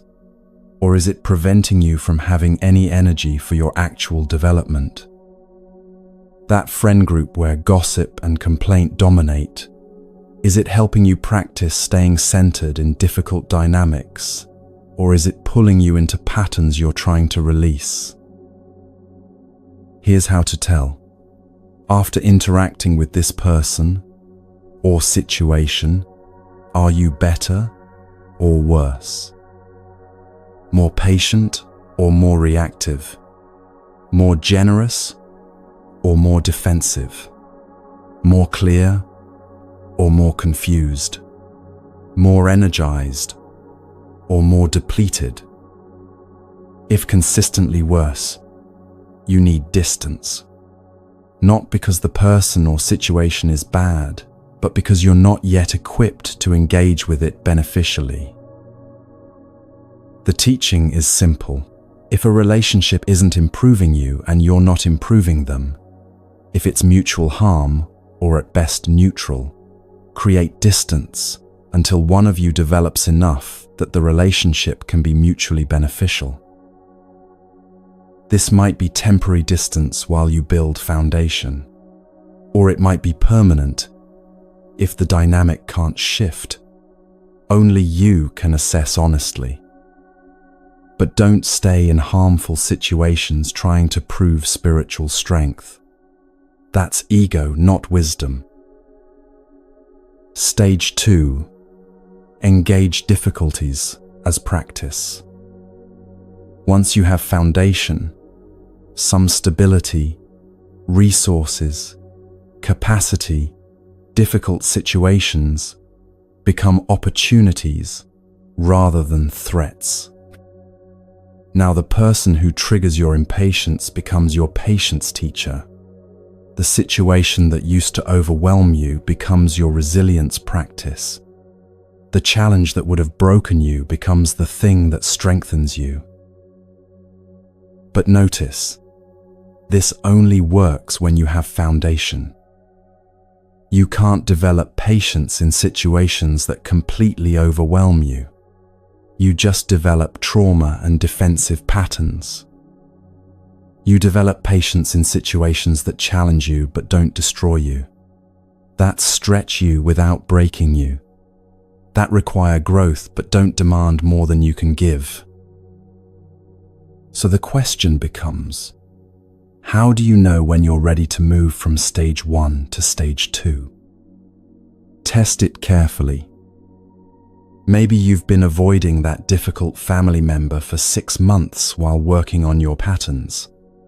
Now you try a brief interaction, a phone call, a short visit.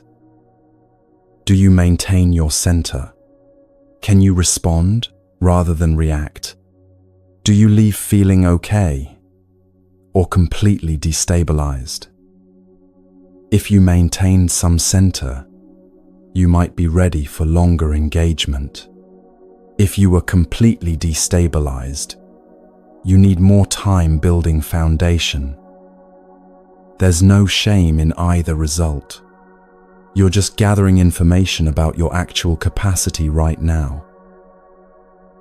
And here's what's crucial. Your capacity changes over time. The situation that would have destroyed you 6 months ago might be manageable now. The person you couldn't engage with productively before might now help you grow. Your edges expand as you develop. But you can't rush this. You can't force expansion through willpower. You can only create conditions for natural growth and allow it to happen at its own pace. Now let's get practical about implementation. You understand now that change happens in stages, that you need to protect yourself initially while building foundation. So what does building foundation actually look like, day to day? The Buddha taught 3 superior disciplines that must be developed in order: conduct, meditation, wisdom. Not developed simultaneously, in order, because each creates the foundation for the next. Conduct comes first. This is what we've been discussing: ethical boundaries, conscious speech, private integrity, daily choices that either create suffering or peace. Without foundation of conduct, meditation will be superficial. You'll sit on the cushion trying to concentrate while your life is creating constant agitation. Your mind won't settle because you keep creating reasons for it to be unsettled. Imagine trying to meditate after spending the day lying, gossiping, speaking harshly, and betraying your own commitments. Your body carries that stress. Your mind holds those conflicts. You sit down to be peaceful, but you've spent all day creating agitation. So conduct isn't just morality for its own sake.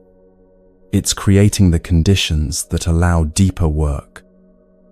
When your conduct is aligned, when you're not constantly creating suffering through your actions, your nervous system can settle. Your mind can focus. You have energy available for meditation, rather than using all your energy managing consequences of harmful actions.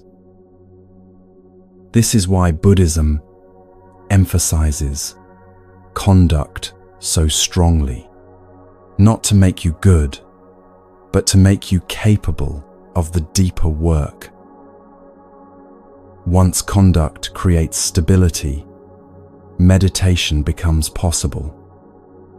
Now your mind has space to develop concentration, clarity, insight. You're not just managing symptoms, you're cultivating qualities, building capacity for sustained attention, emotional regulation, seeing patterns clearly, and from purified mind, developed through meditation, wisdom naturally arises.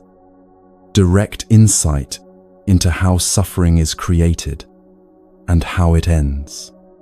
Clear seeing of reality rather than your projections onto reality. Recognition of your actual nature beyond the veils. But you can't skip to wisdom. You can read about it, think about it, believe in it. But wisdom only arises through the direct seeing that comes from purified mind. And mind only purifies through meditation supported by ethical conduct. This is why previous attempts at change probably failed.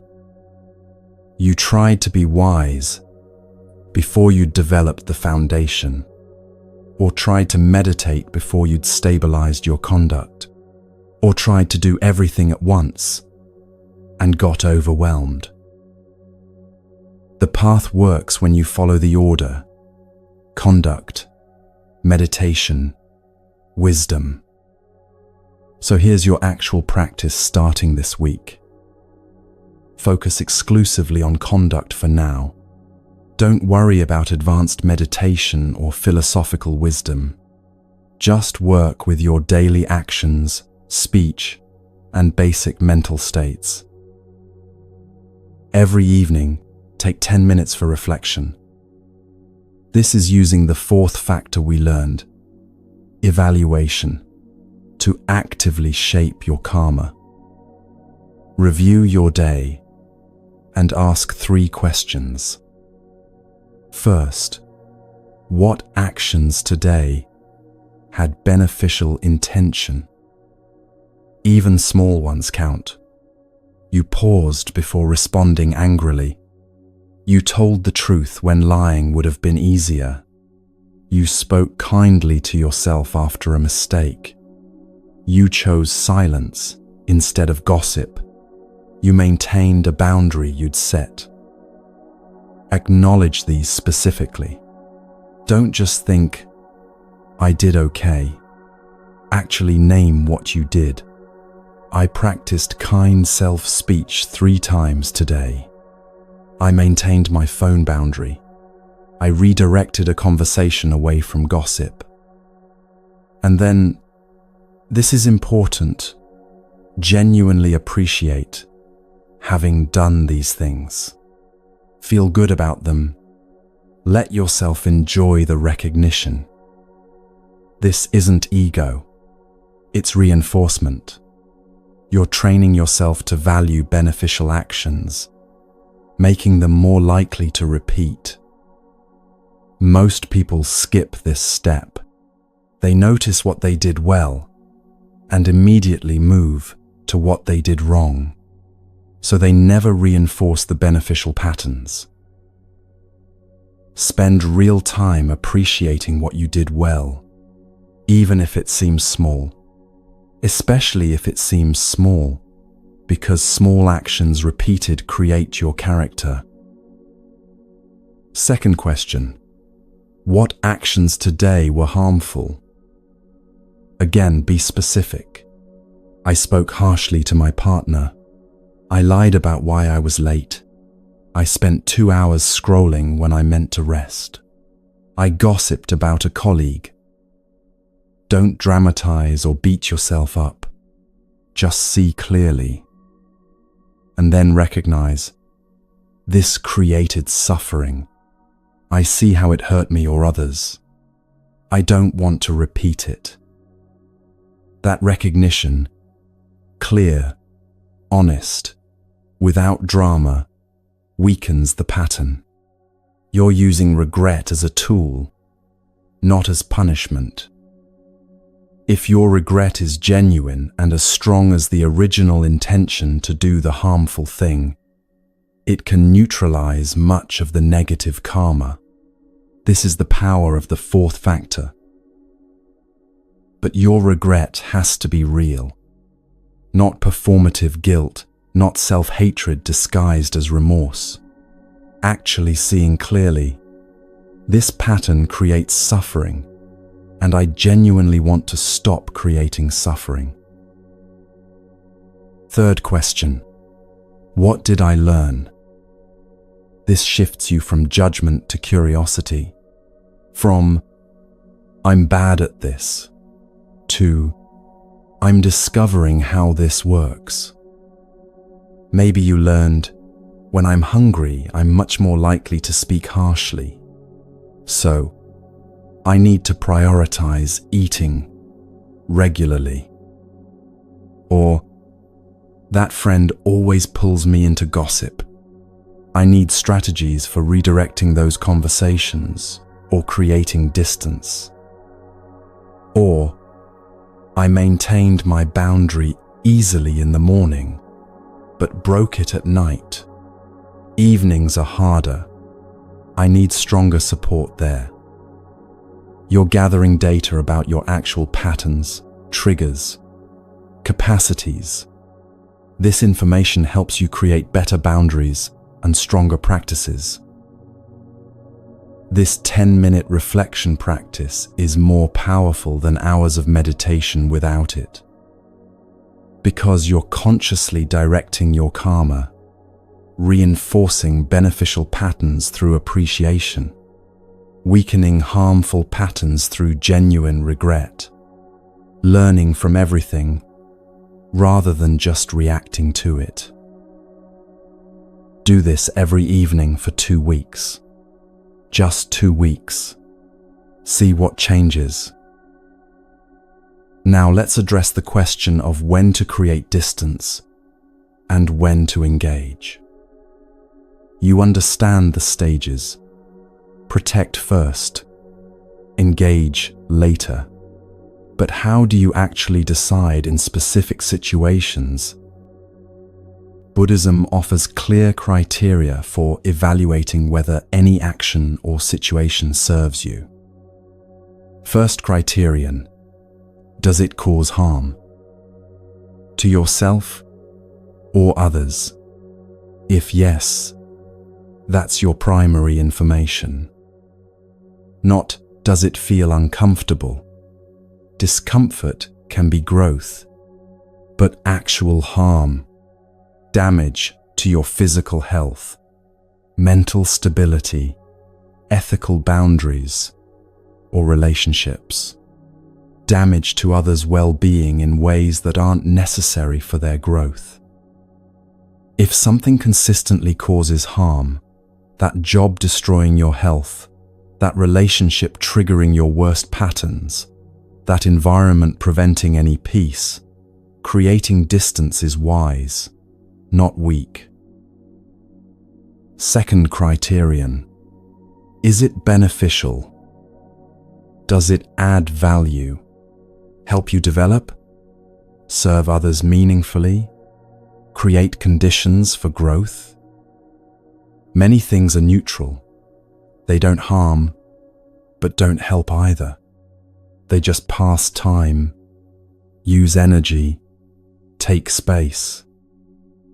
If something isn't harmful, but also isn't beneficial, you can ask, is this how I want to use my limited time and energy? Maybe the answer is yes sometimes. Rest, play, and unproductive time have value.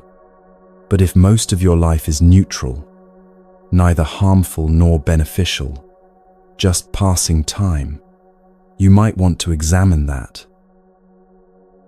Third criterion, will you regret it? This is about extending your timeline. Right now, staying up, scrolling your phone feels fine. But tomorrow morning, you'll regret it. You know this because it's happened hundreds of times before. So don't decide based on how it feels right now. Decide based on how you'll feel tomorrow. Extend further. How will you view this decision in a year, 5 years, on your deathbed?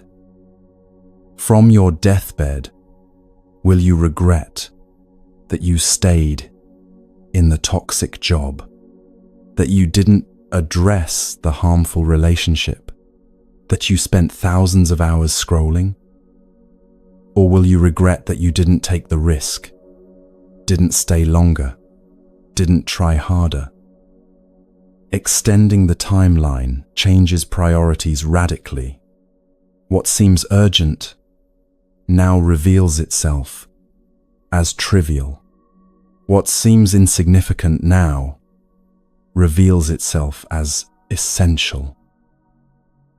Fourth criterion, does it let you sleep?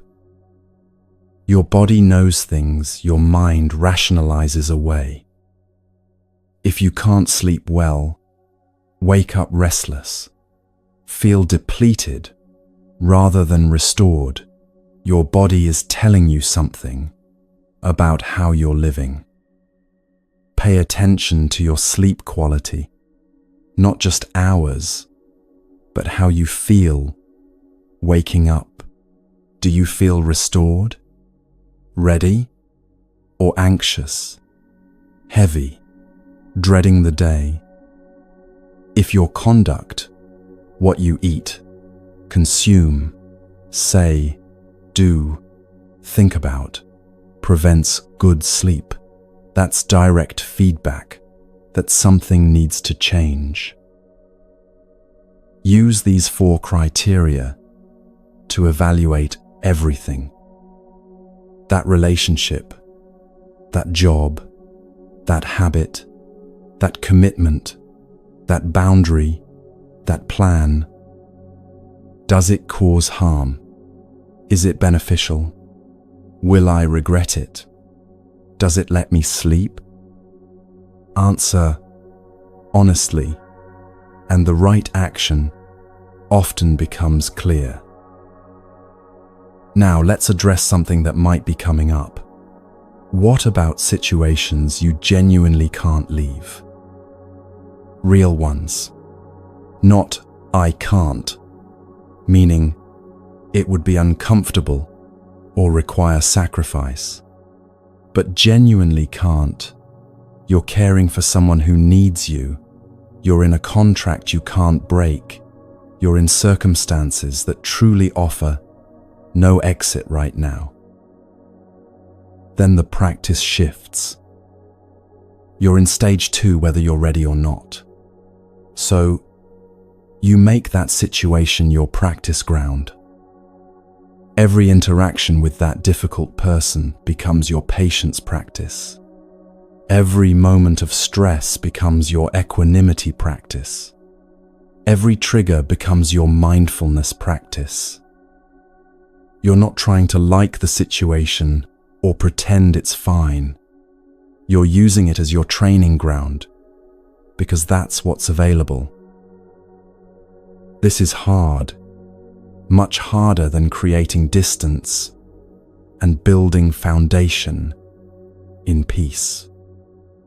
But it's possible if you approach it as practice rather than as something you have to endure. This person just said something that usually triggers my harsh speech. Can I respond differently this time? Not because I should, but because I'm practicing. I'm feeling overwhelmed by this situation. Can I stay present with that feeling instead of reacting to it? What happens if I don't immediately try to fix or escape? You're turning necessity into opportunity. But, and this is important, you also need support. If you can't create physical distance, create other kinds of support. time with people who restore you, practices that build your capacity, professional help, if available, boundaries within the situation, even if you can't leave it. I have to live with this person, but I don't have to engage in every argument. I can remove myself to another room. I have to go to this job, but I can take walks at lunch. I can protect my mornings and evenings. I can look for other positions while I'm here. You create what distance you can within the constraint. Most importantly, be honest about whether you truly can't leave, or whether you're choosing not to. Many people say, "I have to," when they mean, leaving would require changes I'm not willing to make. There's no judgment in this. Sometimes staying is the right choice, even when leaving is possible. You're choosing to prioritize something else: financial security, family cohesion, commitment you want to honor. But be honest that it's a choice, because recognizing choice removes the sense of being trapped. I'm choosing to stay in this job because the pay supports my family, even though it costs me in other ways. I'm making that choice consciously. That's very different from, "I have no choice, I'm trapped here." One creates agency, the other creates victimhood. Same external situation, completely different internal experience. Let's bring this all together practically. You're going to work with 3 specific practices for the next 2 weeks. Practice 1.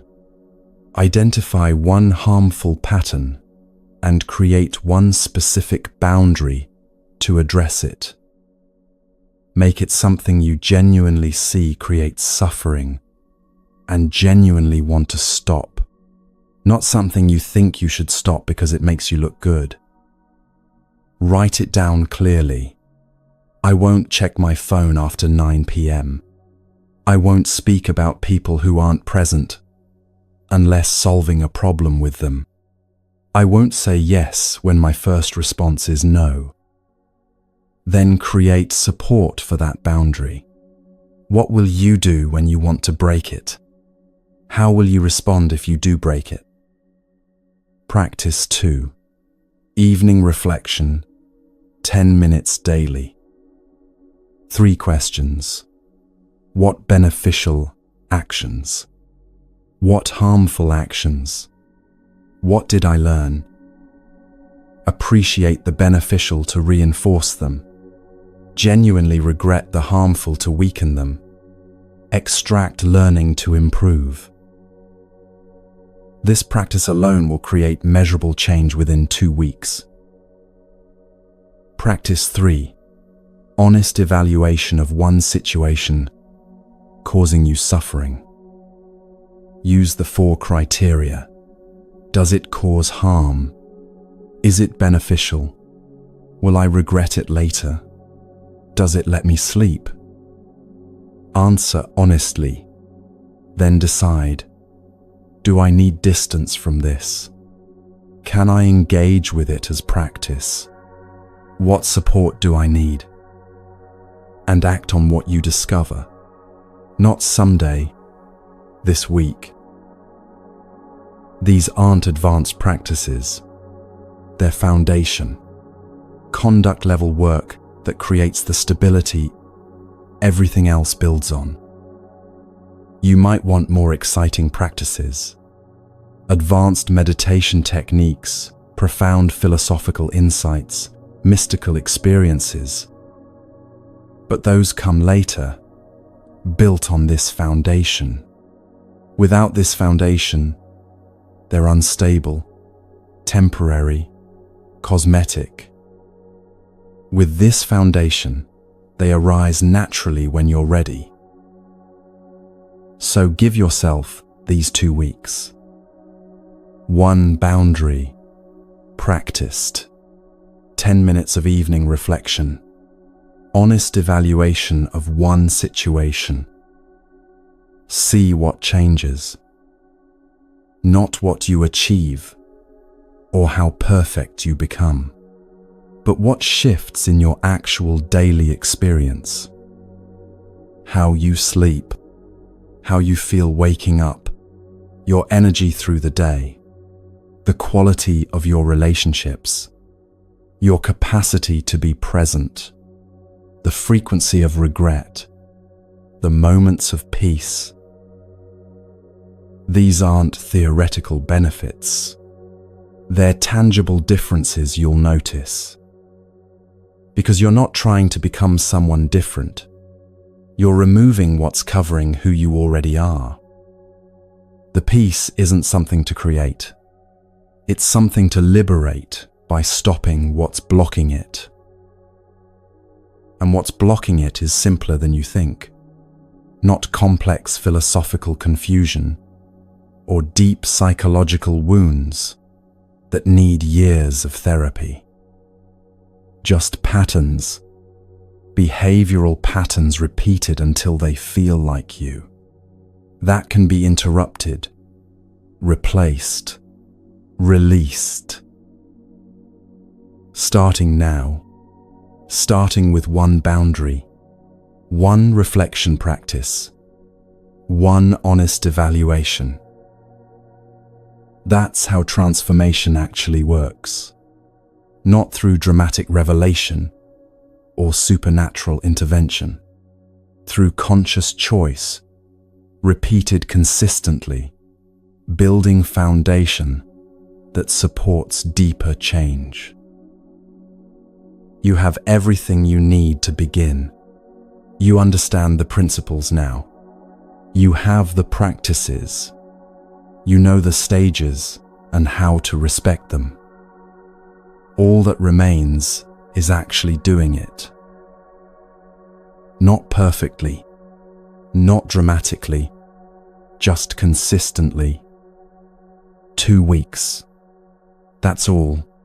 2 weeks of foundation work. See what becomes possible.